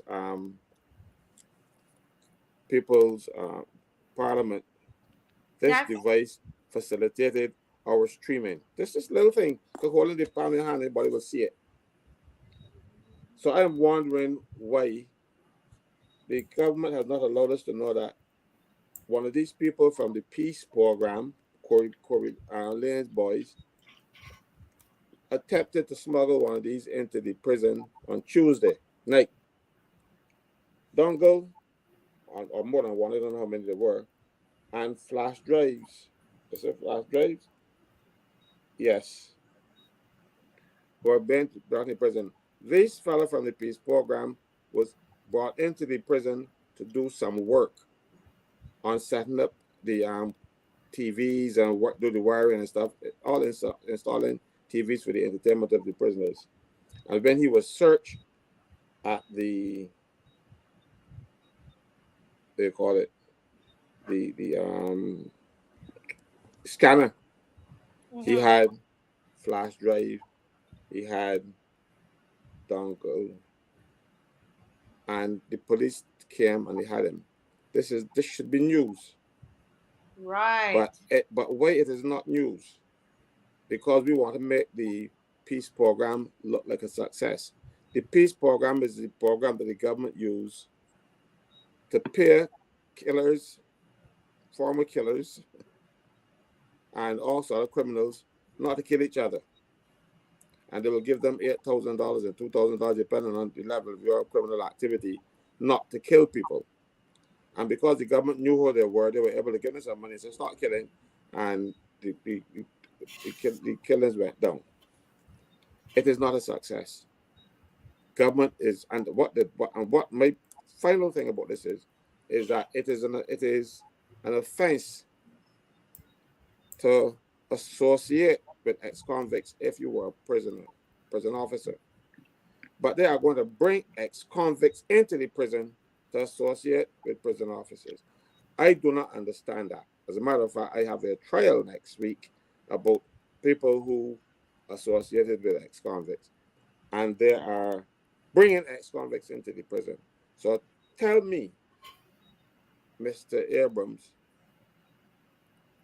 and Mr. Corey Lane, what is going on here? Tell the people of Barbados that we are messing up royally. I was going to do a little bit, but 15 seconds, but I was 25. No, what we do, Mr. Franklin, it's something that, because I'm one of those who believe that program has potential, so we can look at it in all fairness, because I was a believer in that program. I still believe it can be conducted. It could be managed properly, and we see people rehabilitated through the peace program. I'm still a believer. I still think it's possible. But let's discuss that some more, Mr. Franklin, on Sunday. I want to apologize to everyone tonight that we did not get to touch on the BANNATYNE protest, because the persons who would speak on it, they were not able. While the program was going on, I was getting messages, and I thought someone was going to come on, and it didn't happen. So it's not false advertising. It just did not happen, and we did not touch on DUGUID steel houses as yet. We didn't do that tonight, but we're going to touch on that a bit more on Sunday night. Okay. So just hold on. We're coming. It's a lot of things. And there's steel houses or stole houses. Stole houses. Yes. So Sunday show is coming. That's right, Isis. So this is where we sign off. And we got to have our theme song. I missed the anthem. And I want to thank, I have to thank Dr. Ferdinand. I was out at a meeting this evening, and Dr. Ferdinand jumped in the saddle to make sure you have your show. Barbados, this show is for you. Yes, it is. Yes, it is. Don't get lazy. Don't get lazy in our opposition. We are the opposition. That's right. That's right. Right? So let's have our theme song. Mr. Franklin we can't sleep unless we play this song. Play this song English. Pretending to be good. Hey, pretending to be good. Just pretending to be good. Hey, pretending to be good. I just pretending to care about people. I just pretending to care about people. I just pretending to care about people. I just pretending to care about people. Pretending. And I'm pretending to be good at maths nor English. I just pretending to care about people. And I'm pretending to be good at maths nor English. I just pretending to care about people. I'm pretending to be good. And I'm pretending to be good at maths nor English. I just pretending to care about people. And I'm pretending to be good at maths nor English. I just pretending to care about people. Beautiful song. Good night, everybody. Good night. Hey, God bless everybody. Have a great weekend. Bye-bye. Sleep well.